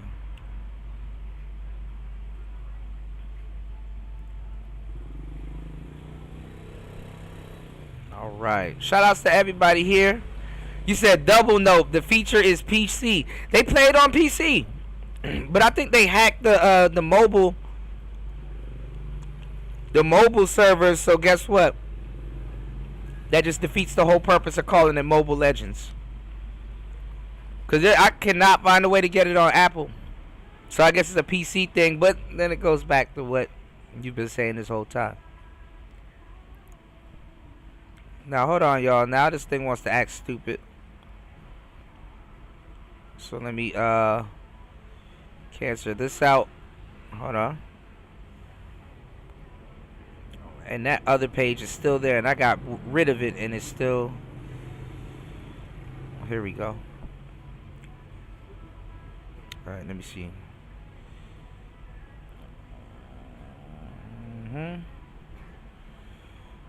Okay.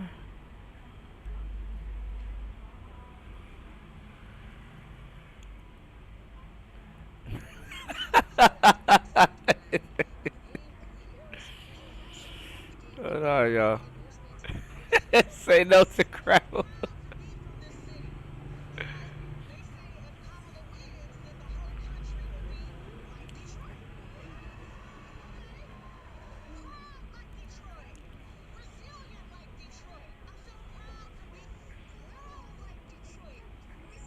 You better think you a union member.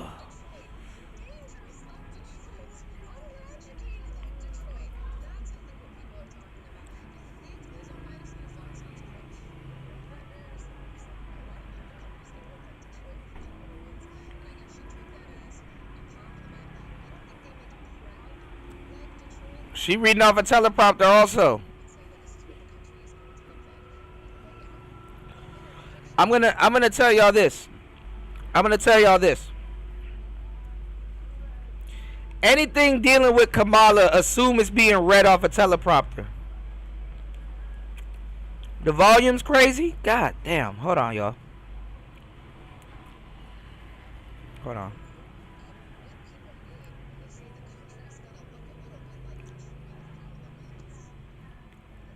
It's low. God damn it. Hold on.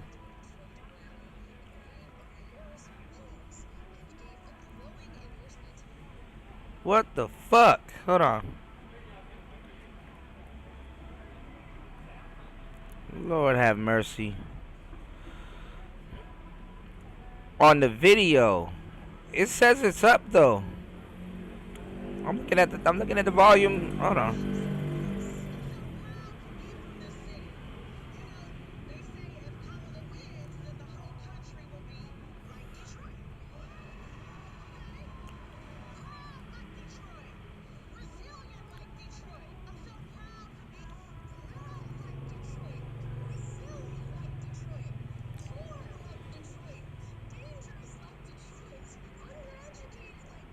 Hold up.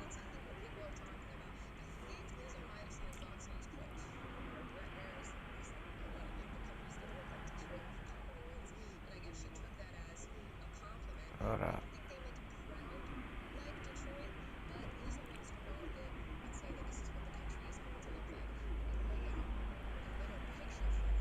Is it still low?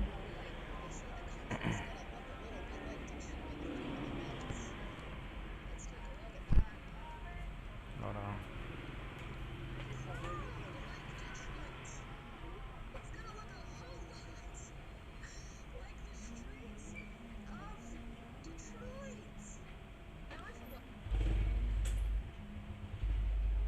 Let me see.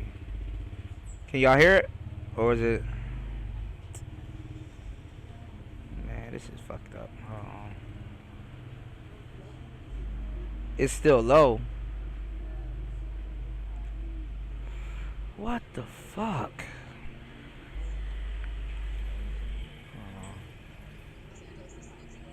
Hold on.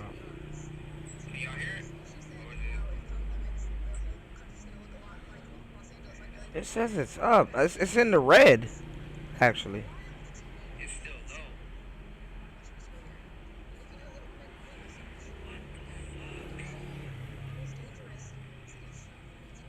Alright, let's go. Hold up.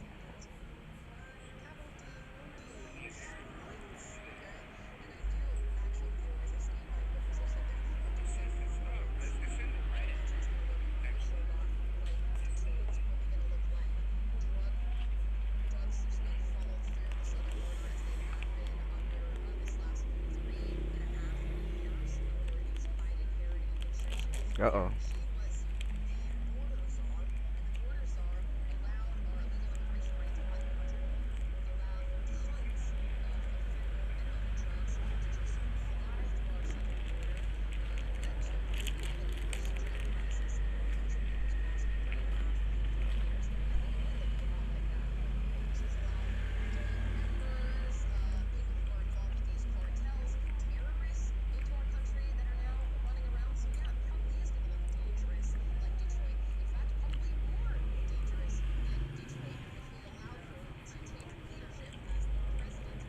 Yeah, it's like, hold up. Yeah, I got a game stager. You hear it too. I know I wasn't tripping. I knew I heard it. I think right here is probably good. It sounds like I'm on a radio. Like a scratchy radio.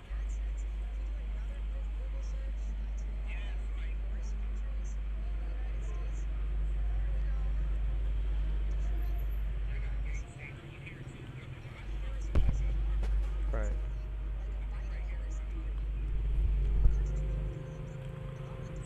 We are fucked.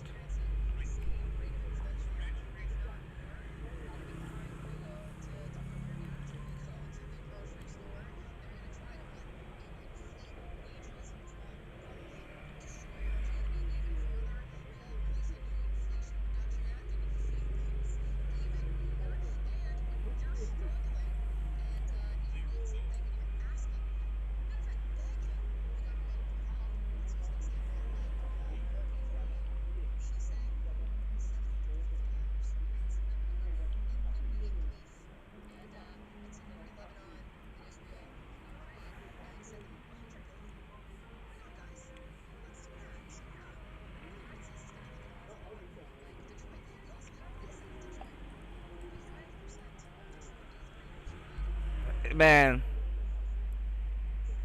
Hold on. No, she is low. She is super low. I don't know what's going on, y'all. Alright, let me do this. Look. 415.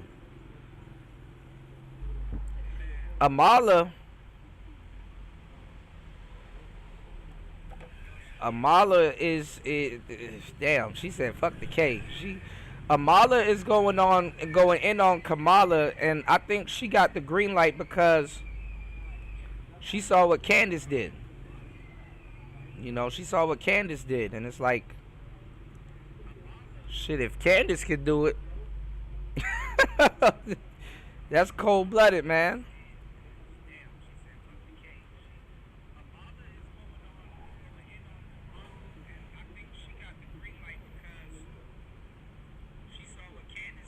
Hold on. You know, she saw what Candace did, and it's like, all right, hold on. Yeah, we gonna get the volume on these on this show fixed, but what the hell? Why is the volume that low for y'all, and it was just good a second ago?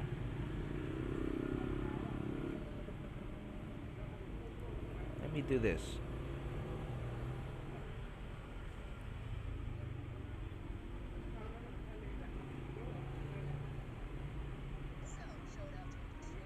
Alright, it should be louder now.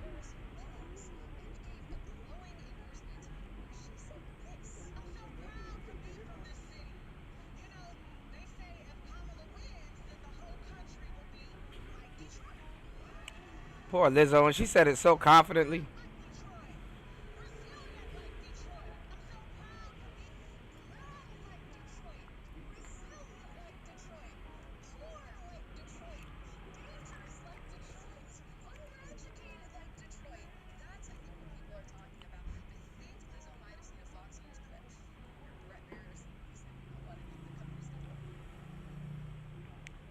And the volume is up.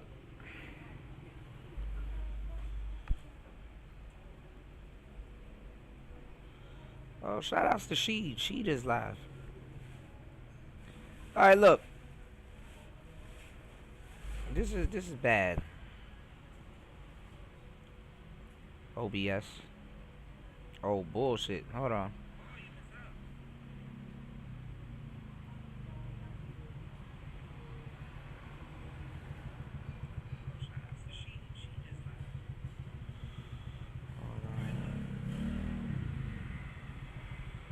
It was really low. Y'all are right, though. And I got it turned up. Fucking, there's like a billion things that can go wrong in OBS. I know New gonna say, oh, get Ecamm. Man, Ecamm is trash, too.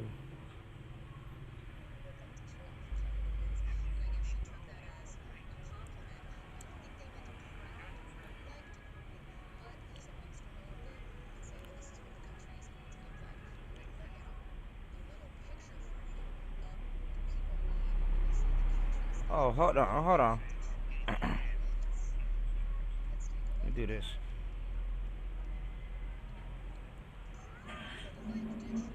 It's gonna look a whole lot like the streets of Detroit.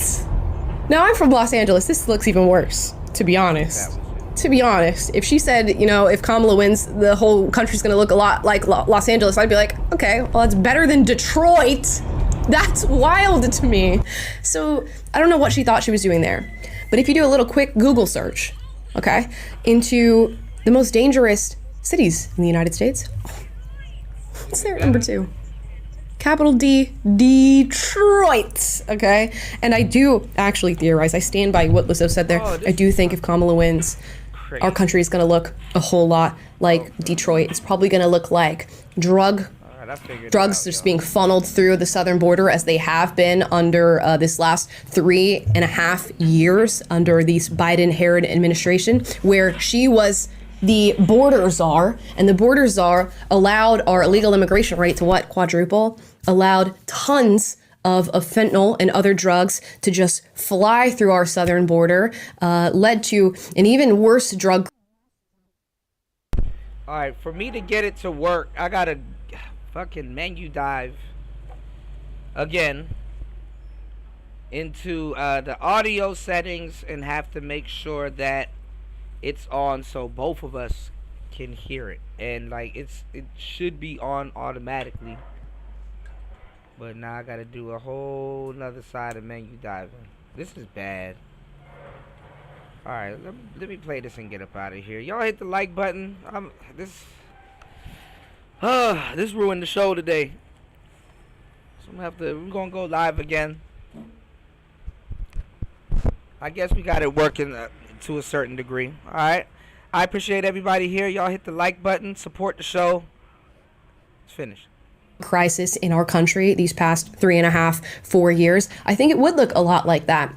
She's allowed gang members, people who are involved with these cartels, terrorists into our country that are now running around. So yeah, it probably is going to look dangerous like Detroit. In fact, probably more dangerous than Detroit if we allow her to take leadership as the president of the United States. We also saw that during the BLM riots of 2020, Kamala said they're going to be out there, you know, they're not going to stop, and they shouldn't stop, because we need change in this country. So you have that to look forward to if Kamala Harris becomes president. So yeah, we will be looking a lot like Detroit in that sense. If you do another quick Google search to look up the poorest countries in the United States, there we go.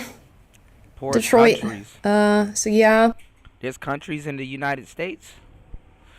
So Amala is just going straight in on Kamala. Irony. She just going straight in. She said, fuck it.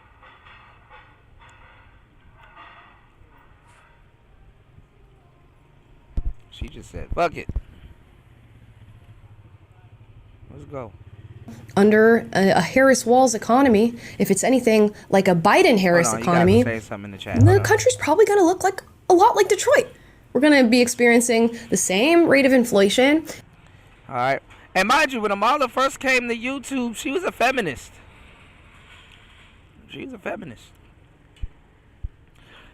The War Master said this chick does not understand Detroit. This chick does not understand that Detroit lost 2/3 of its population within the last 50 years. Yeah, man, Detroit look like Baltimore. You know? Yeah, I was looking at FanDuel. What's the other one? DraftKings? But I don't want to get into gambling, y'all. You said rolling eyes sounds like an Apple problem. Yeah, y'all can go in on Apple. Yeah, I'm not gonna lie. I tried Ecamm earlier. I was like, this is horrible. This is bad. You know, so I don't know. Looking at the options, see how we can change up the show for the winter season. All right, it's Player Talk Radio. Let's get into it. Let's go. not more. You're going to be crying when you go to pump your gas, when you go to the grocery store. They're going to try to inflate wages, which will probably destroy our economy even further. They'll release a new Inflation Reduction Act and inflate things even more. And when you're struggling and you need something and you're asking, matter of fact, begging the government for help, let's use an example like Hurricane Helene, she'll say, $750 of immediate relief. And let's look over to Lebanon and Israel and Ukraine and send them $100 billion. Why not, guys? Well, let's do that. So yeah, the United States is going to look an awful lot like Detroit. You also have this out of Detroit. Only 5% of Detroit 8th graders read at a proficient level. Detroit's education system right now is looking pretty abysmal. That goes into what I was telling you guys, that if we're going to be looking like Detroit, then that means we're actively going into a dystopia, like I was telling you guys. We are going into a dystopia. All right? And yeah, I think America's going to look an awful lot like Detroit if Kamala Harris becomes president, because she doesn't care about American education. She doesn't care about how abysmal American education looks at this very moment. Our literacy rates are just absolutely tragic. Kids are getting in trouble and are addicted to phones and jewels. Like, just the craziest stuff is happening at our schools right now. Never mind the fact that we are injecting leftist ideology and the leftist agenda into their schooling and teaching them about sexual orientation and gender theory, gender identity, talking to them about transitioning and seeing record rates of young people identifying on the LGBTQ spectrum or calling themselves non-binary and trans. Yeah, I guess our country is going to look a whole lot like Detroit. So thank you, Lizzo. Well, as I said, Democrats have been trying to get the gas prices to like $10 a gallon for decades. Okay. Yeah, like, I mean, but no, actually Obama, it went back up. Trump, it went down a little bit, but then again, people wasn't really outside because of COVID. But then, you know, but that's in certain places though, because like, you know, I forgot, there was this meme where the guy was like, you know, like the iRobot, and it was like me telling the AI robot to go pump my gas on Benton Road. I don't know if y'all seen these iRobot memes where like the robot's like looking at you from the passenger seat, but that shit is funny, you know. But I don't know. I mean, in America, I don't know why we do this. Well, I do know why we do this, but I don't know why. Well, I do, but I don't know why people still fall for it. But then that will be the reason why we do it. We use certain countries as an extreme. You know, like a lot of people will and I'm guilty of it also, would compare like Black America to like Chicago, and it's like yeah, you know, that's an extreme though. You know, but I guess, I mean, I'm the same way. You got to work from like the extreme down. But they use you know, they use Chicago to describe Black America. But a lot of stuff that goes on in Chicago does describe a lot of Black America. You know, they don't tell you that they're segregated. They don't tell you that, you know, there's you know, more gangs than the ones that you hear about. You know, there's a lot of different stuff that they put in there, and then a lot of different stuff that they leave out, you know. But it is an extreme, and I mean, I don't mind or fault people thinking in extremes, because, you know, it's better safe than sorry. But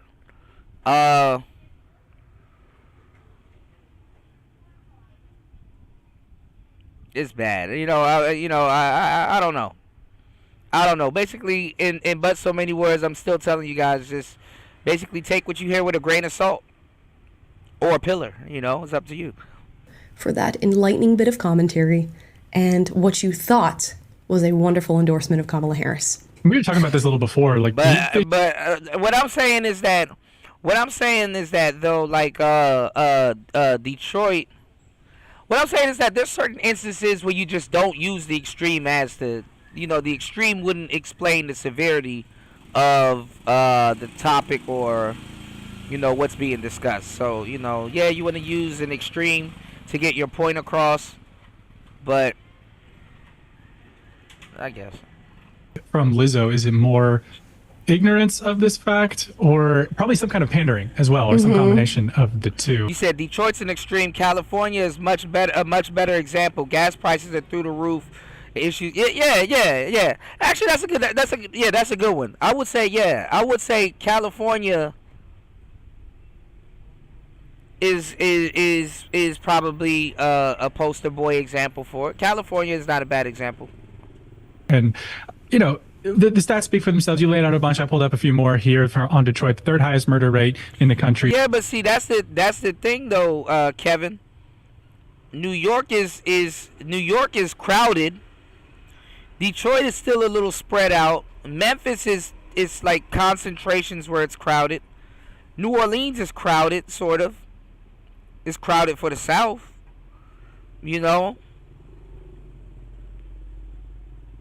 And Chicago is kind of crowded, but it's spread out too in certain parts. So those crimes are like, a lot of people are blocked off and stuff like that. And then honestly too, I'm gonna tell you the truth about black crime. A lot of y'all don't know, when black crime actually goes down, people manufacture and fabricate crime. If black crime is down in those Chicago cities, they'll tell you. There'll be trucks and fucking them niggas in Chicago. They in drill city, so it be like goddamn helicopter support crates dropping and shit, and fucking dropping crates of guns off and shit in the goddamn alleyways and shit like that. And yeah, they dumb for going over there and tampering with it and getting a dirty gun. But guess what? You think that's gonna stop somebody in America for getting a dirty gun? What's going on, degenerate? So that's not gonna stop crime if you try to manufacture it. Remember what happened? What happened? What was that time? And I reported on it, but I report on so much stuff I tend to forget.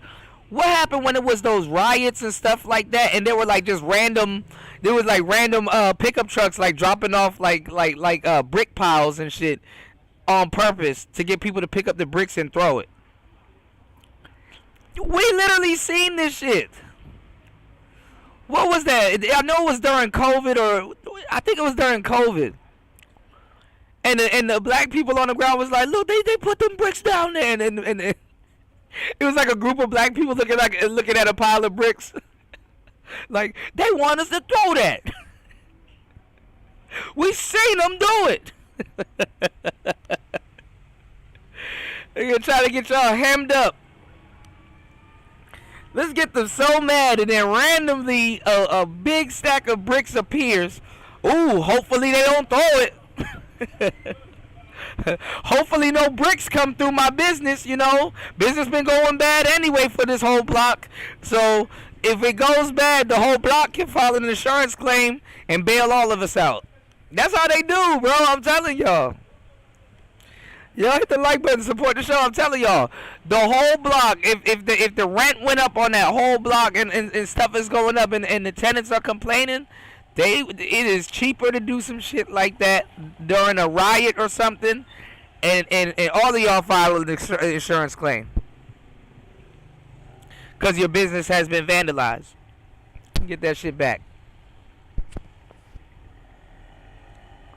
Black Lives Matter riots. Democrat created Black Lives Matter. There you go. Yeah, because before that it was Al Sharpton and Jesse Jackson, aka the ambulance chasers. You said that's why it's so violent there. You're going to run into the person you have a problem with. Absolutely, D Chicago. Absolutely, it's inevitable. They literally can tell when crime is going to happen down to the second, down to the day, down to the hour. They don't jump in.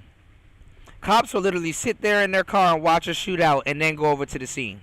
later on. And I'm not gonna lie, being there and looking at that, it's a discrepancy because it's like, oh my God, something bad's happening. You're not gonna help and whatever.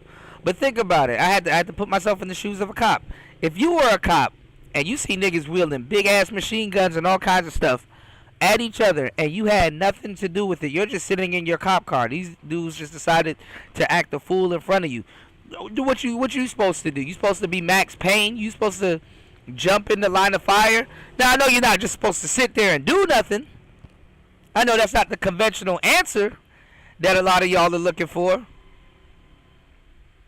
But it does make you think, like, damn, like, these two people are beefing. I'll just be another gone cop.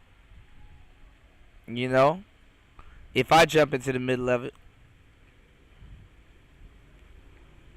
I've been walking in the middle of it.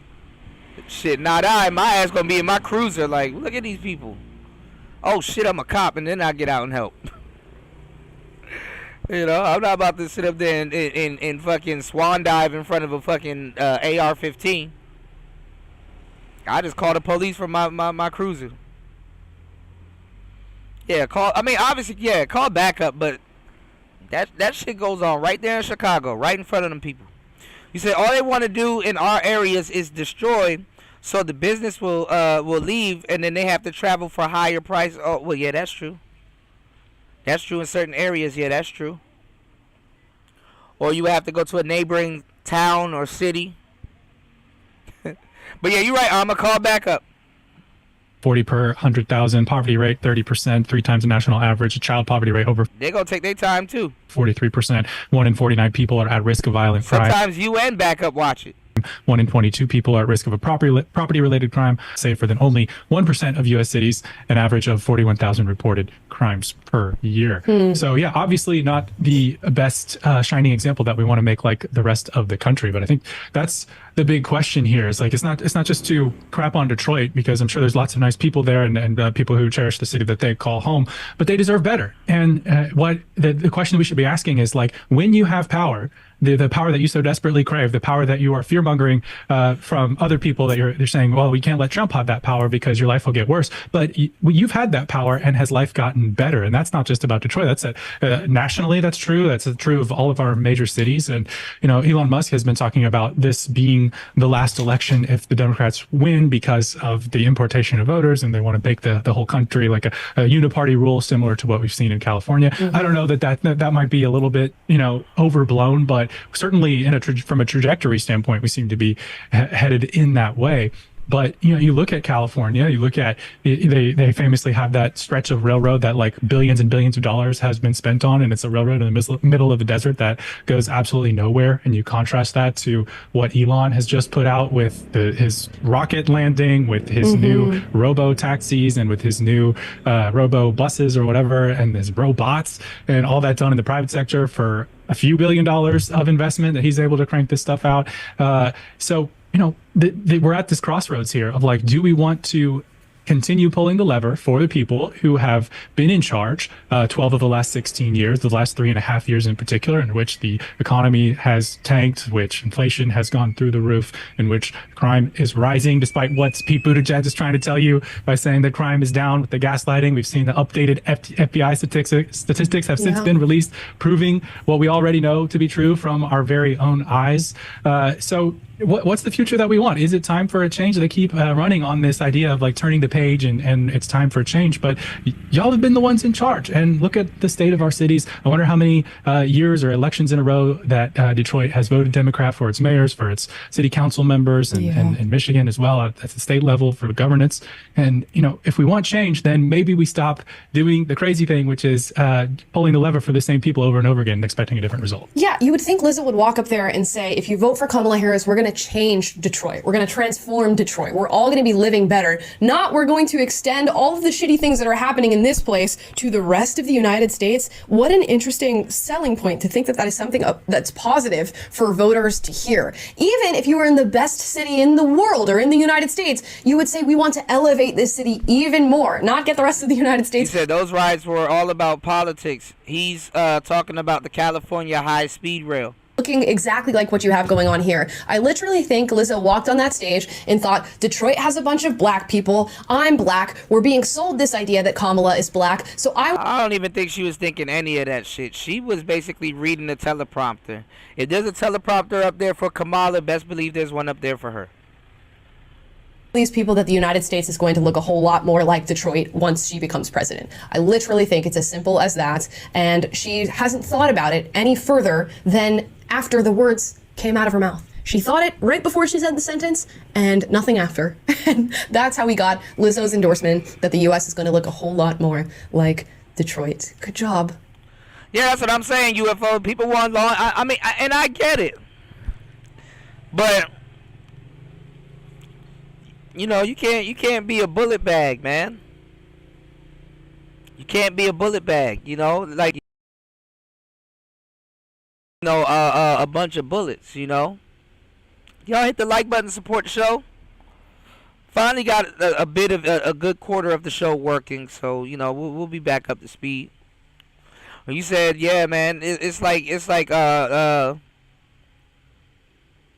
be proactive against crime. Also, not watching Minority Report. Most don't know what the fuck they really want. Absolutely. Most too. I mean, if you look at some of these, the commentary on some of these cop videos too, most don't understand protocol and how like certain procedures and things are handled. You know, shoot, the other day, being War Master was talking about that. Like in the court of law, you do got to know your rights and stuff. But guess what? You tell black people that, you just gave them a leeway to you know, if they don't really know what's going on, you just gave them a leeway to basically start arguing with law enforcement. And you know how you know what happens when black people start arguing with law enforcement. You know, so you know, if you see some of those videos. You see people all the time on those videos that could have been good. They probably would have got a warning, but end up getting unalived and unsubscribed from life about arguing with a cop over something that they don't even understand, or some, you know, for some stupid shit, you know. And it'd be just us. It'd be just us too, you know. And actually, I've seen a couple white boys get on too. I saw a 14-year-old kid get slammed to the ground. That shit was cool. But I was like, damn, you know. Damn, Billy need to study the law, I guess. But it be black people, right? And just people in general, when the cop is like, okay, I'm going to detain you. You know? It doesn't mean you're under arrest, but they be like, oh, you know, they as soon as they feel they in cuffs, which a lot of them get let go, as soon as they feel they're in cuffs, they just go nuts, and they probably would have got let go from detainment. You know, you said Democrats use the police to push people around and steal our money. Yet black folks have been voting the same for 60 years. Well, look, I mean, they're trying to say that that's what Trump's gonna militarize the police to do. You know, you said law enforcement should be a major college like other careers. If you have to go to school for 4 years. No, but no, it's not like that though. It's not like that. Actually, we talked about it on the last show. They want your IQ to be a certain level. That's not neither super high or super low. They want your IQ to be at a certain level. I forgot what level they want your IQ to be at to be a cop. But it's not you actually being smart. If you have a higher IQ, that's a little bit higher than that. I think they tell you to become a detective, or they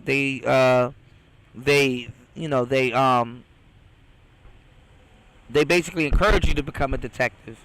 But you don't have to have high IQ to be a policeman. I think even the EMTs, they absolutely have to have a high IQ, but like they got to look, well, I don't know. I mean, I don't know. It's probably changed over the years, but they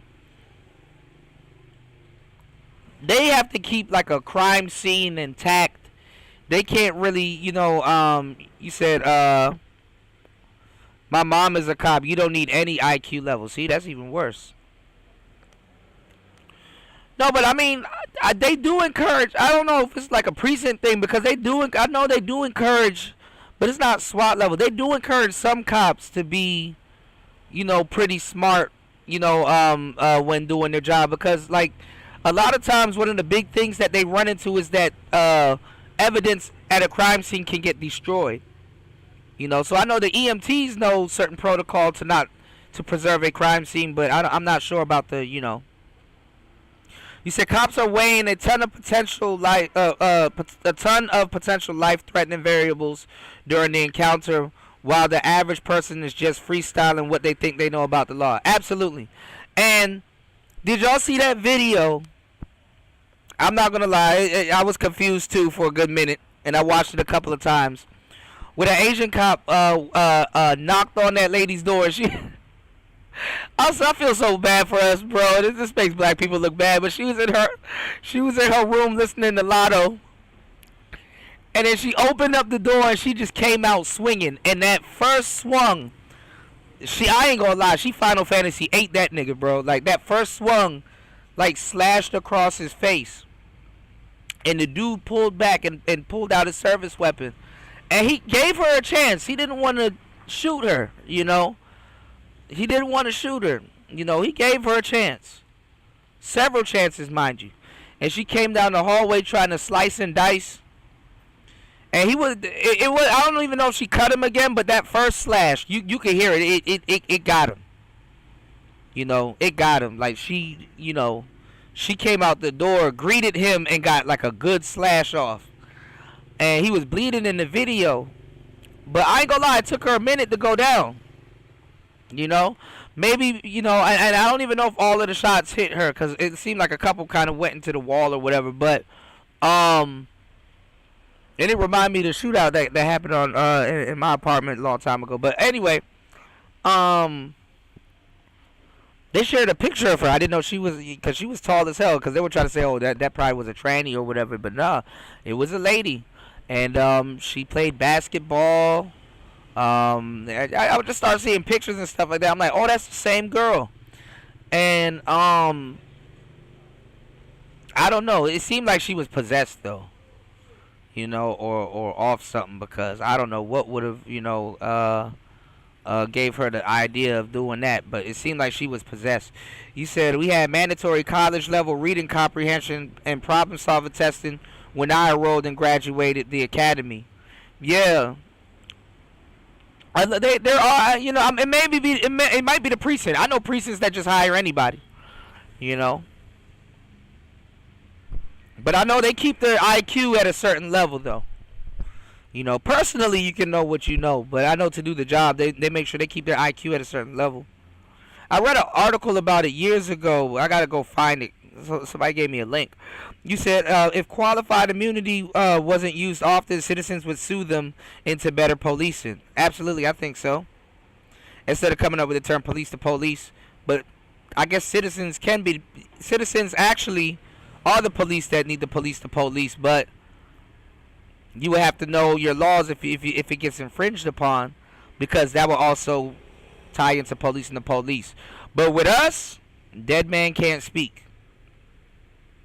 You said, yep, that cop warned her. She even chilled after she saw him pulled out the gun and aimed at her.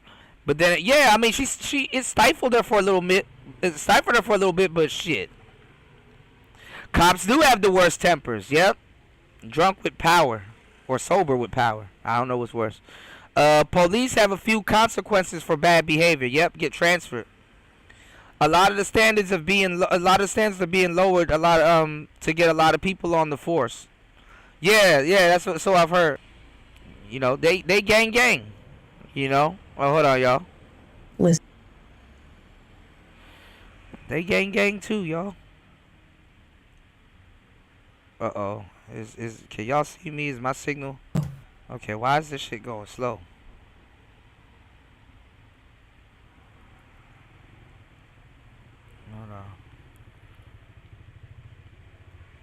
Hold on.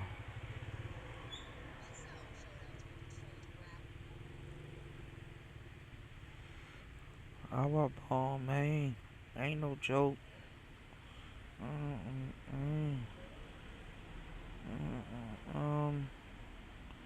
No, that's not it.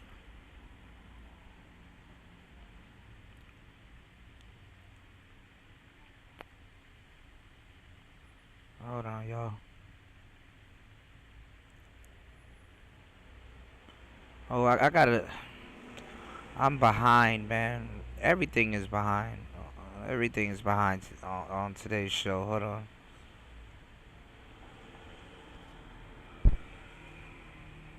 When did this come out? Hold up. I wanted to show y'all something, but.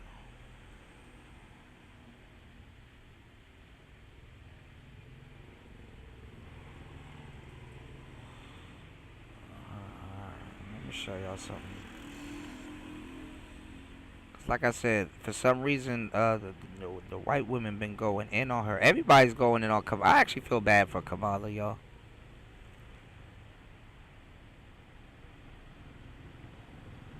Oh, did it go out? Hold on, can y'all hear me? Put a 1 in the chat.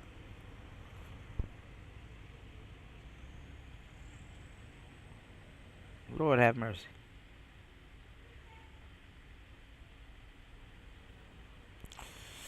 Oof.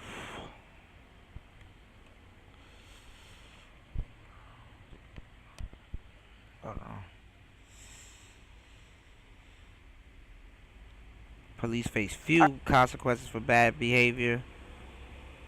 New Orleans is the easiest job. Can we talk about the retail politics of this McDonald's today? I mean, we have fries thanks to you upon request of Guy Benson. This is for the content of the show, obviously. Y'all hit the like button, I was support the craving show. it, having seen the video. And it's dinner time, so it worked out nicely. Look at this thing now. Now it doesn't want to play the audio. This is with my mouth so half I got to full. do this every single time. This is such a smart play, I think, by the Trump campaign. Put a 1 Whether in the chat. Kamala Y'all hit Harris the like button. Worked at McDonald's or not, I would guess she probably did. It doesn't really matter. He's decided to troll her on this. And the fact that he got to a McDonald's French fryer before she did. And sort of in a humanizing, humorous way, was able to have ops I can remember. Just in terms of entertainment value, we hear a lot about joy on the campaign. He seemed to be genuinely enjoying himself today, watching him like actually working the fries, filling the little sleeve, handing the bags of food to people through the window at the drive-thru. He said, "I made it myself." Like, I laughed out loud. And it doesn't matter, like, take politics out of it. This was a home run day for them. So, Joey, from the beginning to the end of the McDonald's visit, there were so many different moments. And what I loved were the people coming through the drive-thru and talking to the president and saying, wow, you came here as ordinary people. We get to meet the former president of the United States serving us French fries. And he was loving it, waving to the press, talking about his opponent. Yeah, one man appeared to be maybe Indian said, hey, I'm just an ordinary person. And Trump looks back and goes, you're not ordinary. You're special, or something like that. And I think that human connection is important. I think the real human connection here really is this man wants to be president of the United States, and there's a lot of people out there who are in a part to full-time minimum wage hourly job that requires some labor, and they have aspirations to do something else one day. And they can go and vote for someone who... Hold on, let me know. Can y'all hear it?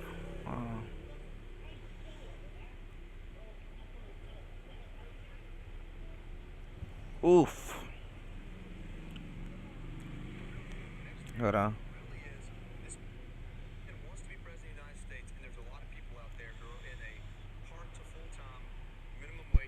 Oh, y'all can hear it. So why can't I hear it this time? Shit. All right. At least at one day in his life, I can't hear what that means. Understood what that work is, what that interaction with people is. We know he likes McDonald's. Like, that was kind of, they kind of made fun of him. So he likes the...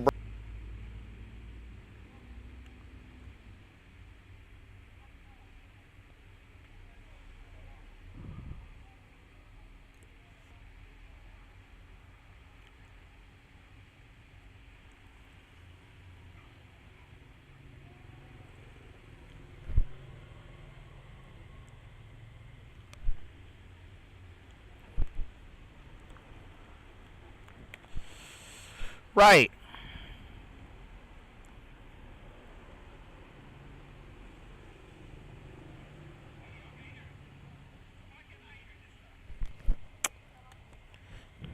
Fucking, this thing's acting stupid.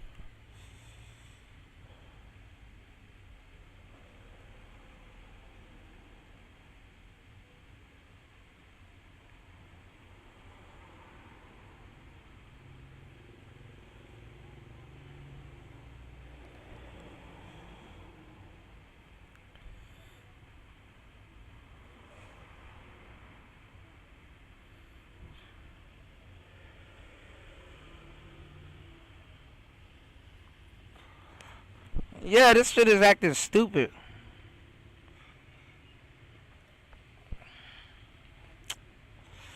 Fucking Streamlabs.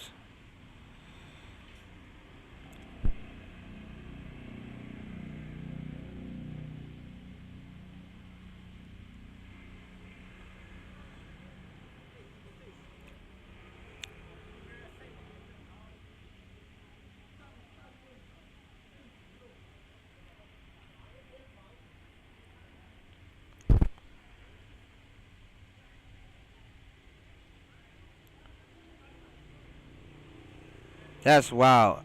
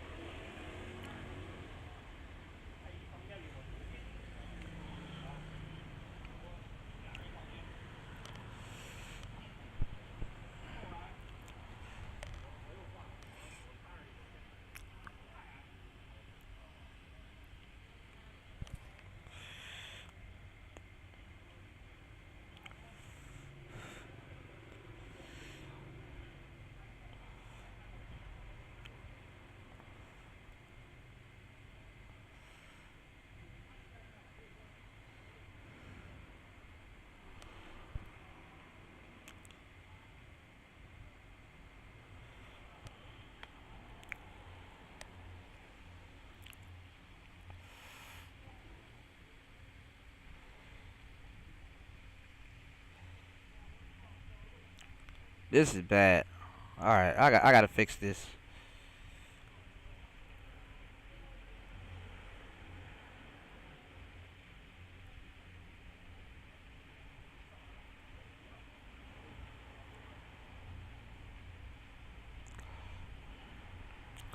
Thank you so much. Oh, Jesus Christ. Y'all can hear it, but I can't. Hold up. Players that came out of the RNC, and not all men and it was muted the whole time. Listening to Joe Rogan, being angry or being recruited. What the? Oh my God! Y'all should have told me it was muted. God damn it! All right. Shout outs to Jay Green dropping the huge. I appreciate you. Thank you so much. $10 on the Cash App. For technical difficulties. I'm so sorry, y'all. I didn't expect all of this technical difficulty. It was muted the whole time. Mad as shit. I thought y'all were listening to it while I'm sitting here trying to fix this sound shit. God damn. All right, we're gonna fix this. I'm not using this again. We're going back to StreamYards. We're going back to StreamYards. I'm not gonna do this anymore. I'm sorry, y'all. I don't even want to put y'all through this. I didn't even want to put y'all through this. Thank you so much for supporting Player Talk Radio. You said, we vote for politicians, not officers. This way is too easy. How can you vote for something you know nothing about since you haven't done the job personally? Uh-oh. These Chicago be contrarian like shit. Y'all be arguing with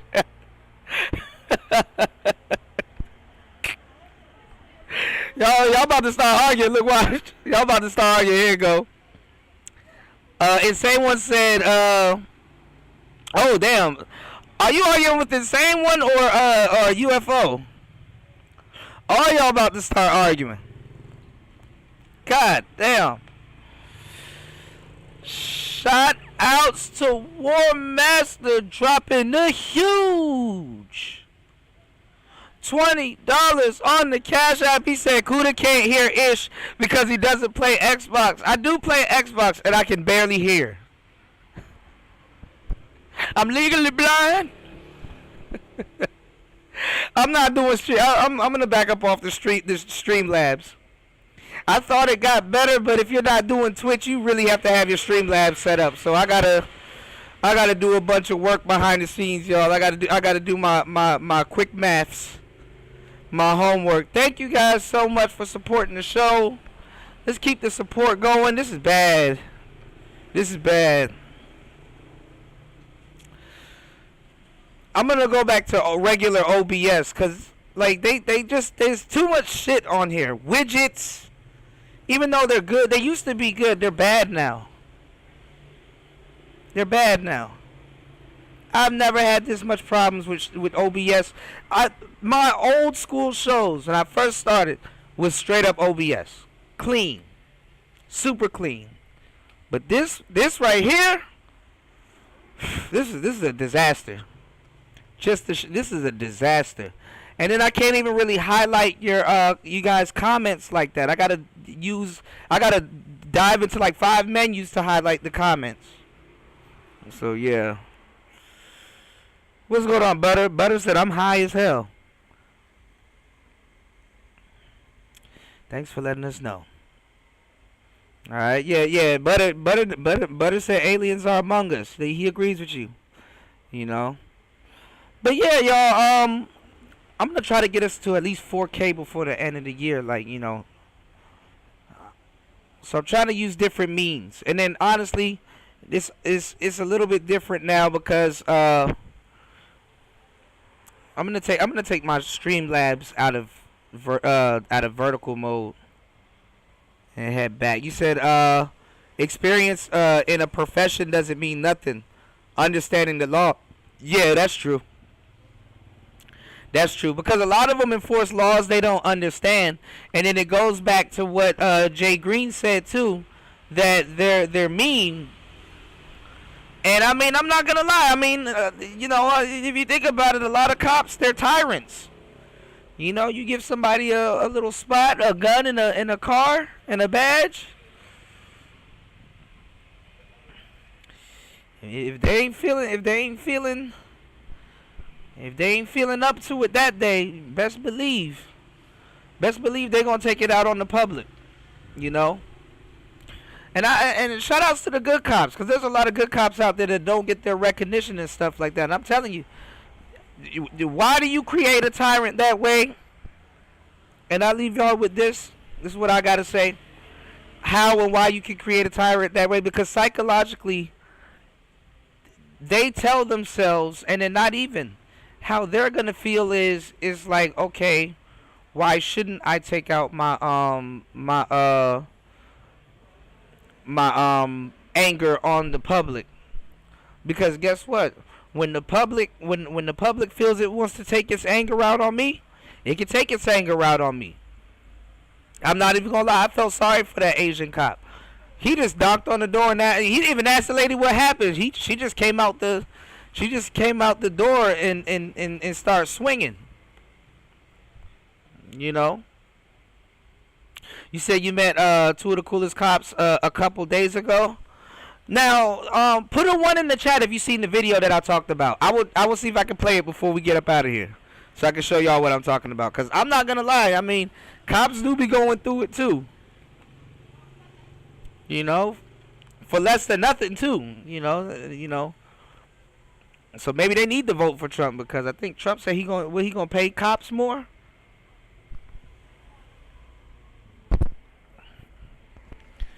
You know, you said imagine someone from Chicago glorifying Chicago being critical of law enforcement. Funny shit. Okay, all right, and say, well, all right, I got you, bro. Hopefully they don't. Jay said 2. What do you mean, Jay? Y'all want me to get it together and come back? Let me see. All right, let me see. I wonder if it's gonna let me. Let me see. I'm gonna just close this out altogether, right? Cause I wonder if it's going to let, if I pull it up this way, will I be able to hear it? Oh, Jay, you don't want to see it. You don't want to see it. Yeah, that shit was fucked up. I don't know. What y'all think? You haven't seen it? Oh, you haven't seen it. Okay. Okay, let me show you. You know, it's my job to get my folks informed, you dig? Get y'all up, to get y'all hip to the game, cause you know we preemptive. We peep the plays. I saw this, I think it was like last week when it first came out, and hold on. YouTube, what I act stupid. No, hold on.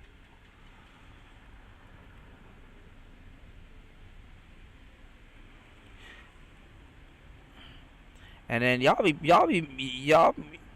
putting yourselves in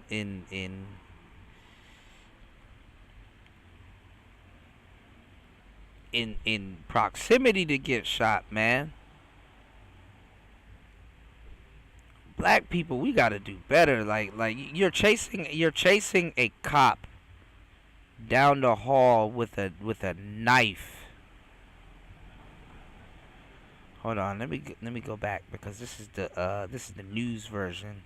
Yeah, here's the body cam version. Now watch this, y'all. Hold on, let me see if I can fuck, why the man, this version of OBS is horrible. Bruh, not everything needs a goddamn update. This update is bad. This gotta be a bad update. Hold on, y'all. And I think it's gonna be a long, long time. Or whatever he said. That song stuck in my head. Uh-oh. Fuck. Hold on, y'all. And I think it's gonna be a long... I want y'all to let me know. Do y'all agree? Oh, is it coming up? Oh, here it is. Oh, shit. Why can't I hear it?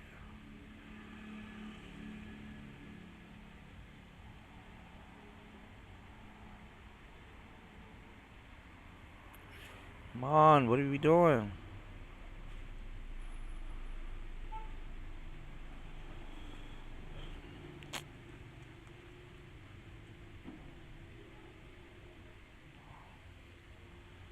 Just fucking ruined it for everybody. Hold on, y'all. I can't hear it. Hey, man. What else to do? Please back up. Back up. Back up. Let's see if y'all can hear it.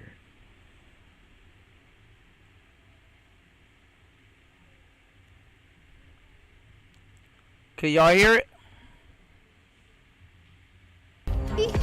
Huh? What the hell? Why is this thing acting up? Why the hell would it do that?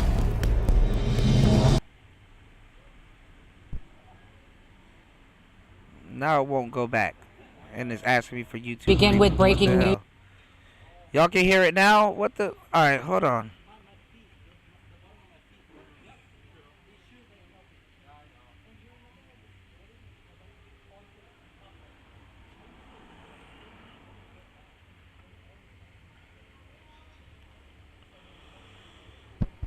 Alright, the audio was fine. Okay. Hold on. I put the link back in the chat.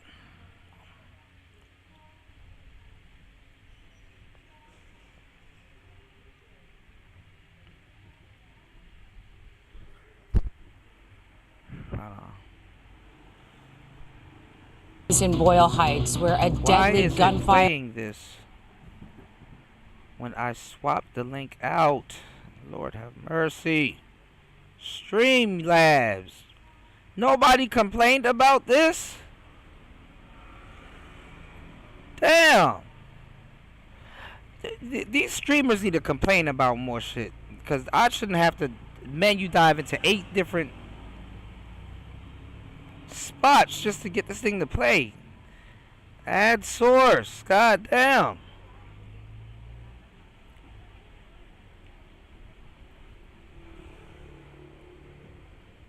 I'm about to burst a blood vessel.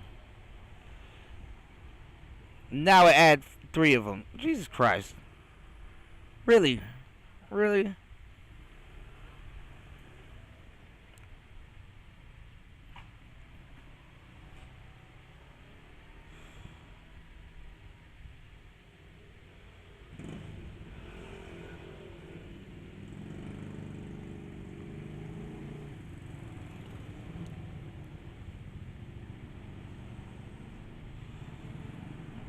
Now this thing's acting stupid. Dude, Jesus Christ.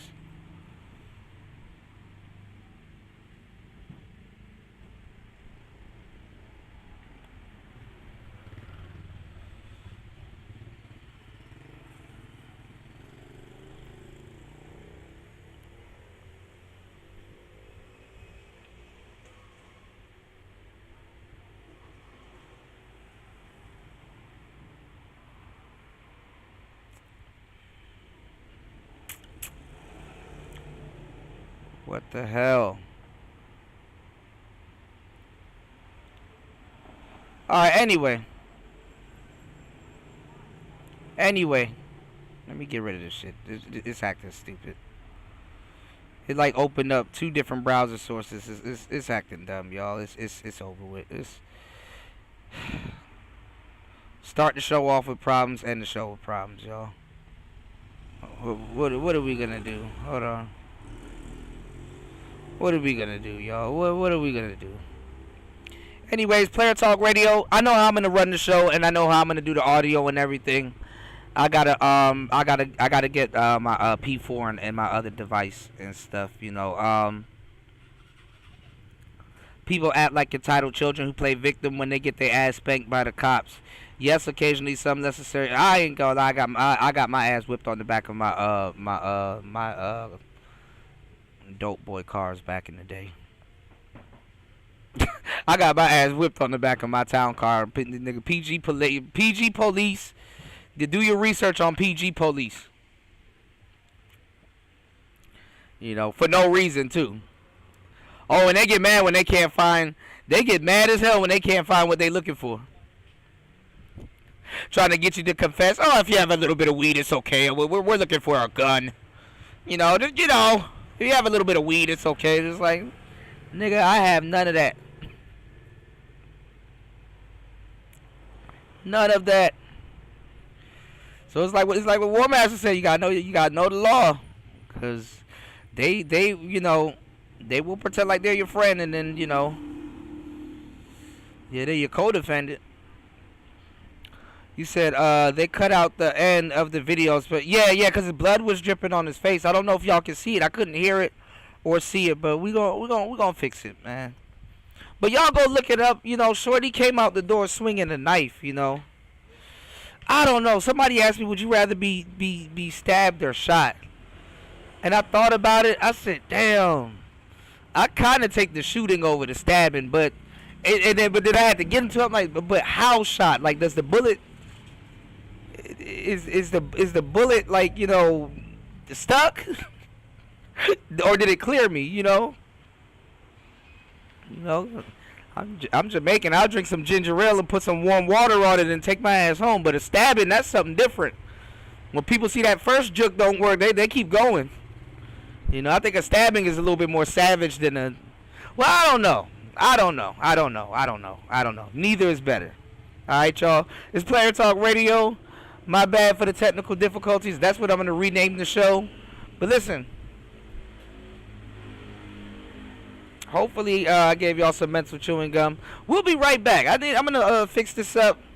I'm gonna fix this up off air and do a test stream on a burner channel and see if it works. Because y'all deserve good content and high quality stuff. So I'm like, okay, let me, and I'm gonna start integrating this with my StreamYards also. So I said October, let me teach myself a couple of new tricks and stuff like that, and implement it. You said where are these hits occurring? What do you mean, hits? You said it's like these dumbass parents who don't want to completely outlaw spanking kids because some kids are abused. We're not schools being shot up by, now we got schools being shot up by students. Yeah, and I told y'all black kids are gonna start doing it. Also too, I got some dating news for you guys if you haven't heard. Did you know that now, and I think a couple of states already got it. We're gonna I'm gonna do my research on it. Did you know that now going through your spouse's phone, even though people go, oh, he gave it to me, or we go through each other's phones, or his phone just happened to be there, or whatever. Going through your spouse's phone now is illegal. Illegal. Shout out to you, I'm gonna give you a wrench next time we stream up. So I appreciate you coming through. Also to supporting the show, letting people know to hit the like and everything. But we're gonna get into it. My bad, y'all. I gotta fix this. I'm gonna make sure it's fixed. But going through your spouse's phone now, y'all, is illegal. We know which sex should get locked up more, but we know it's not going to happen, y'all. But we're going to get into it. It's Player Talk Radio. Catch me on the next show. We'll be live before you know it. Good morning, y'all. Make sure y'all hit the like button. Support the show on air, off air, anywhere if you care. I have a plan in motion to bring y'all better content. So I'm going to start showing you guys exactly what I have going on. And y'all wish me luck, man. I'm gonna attempt to try to take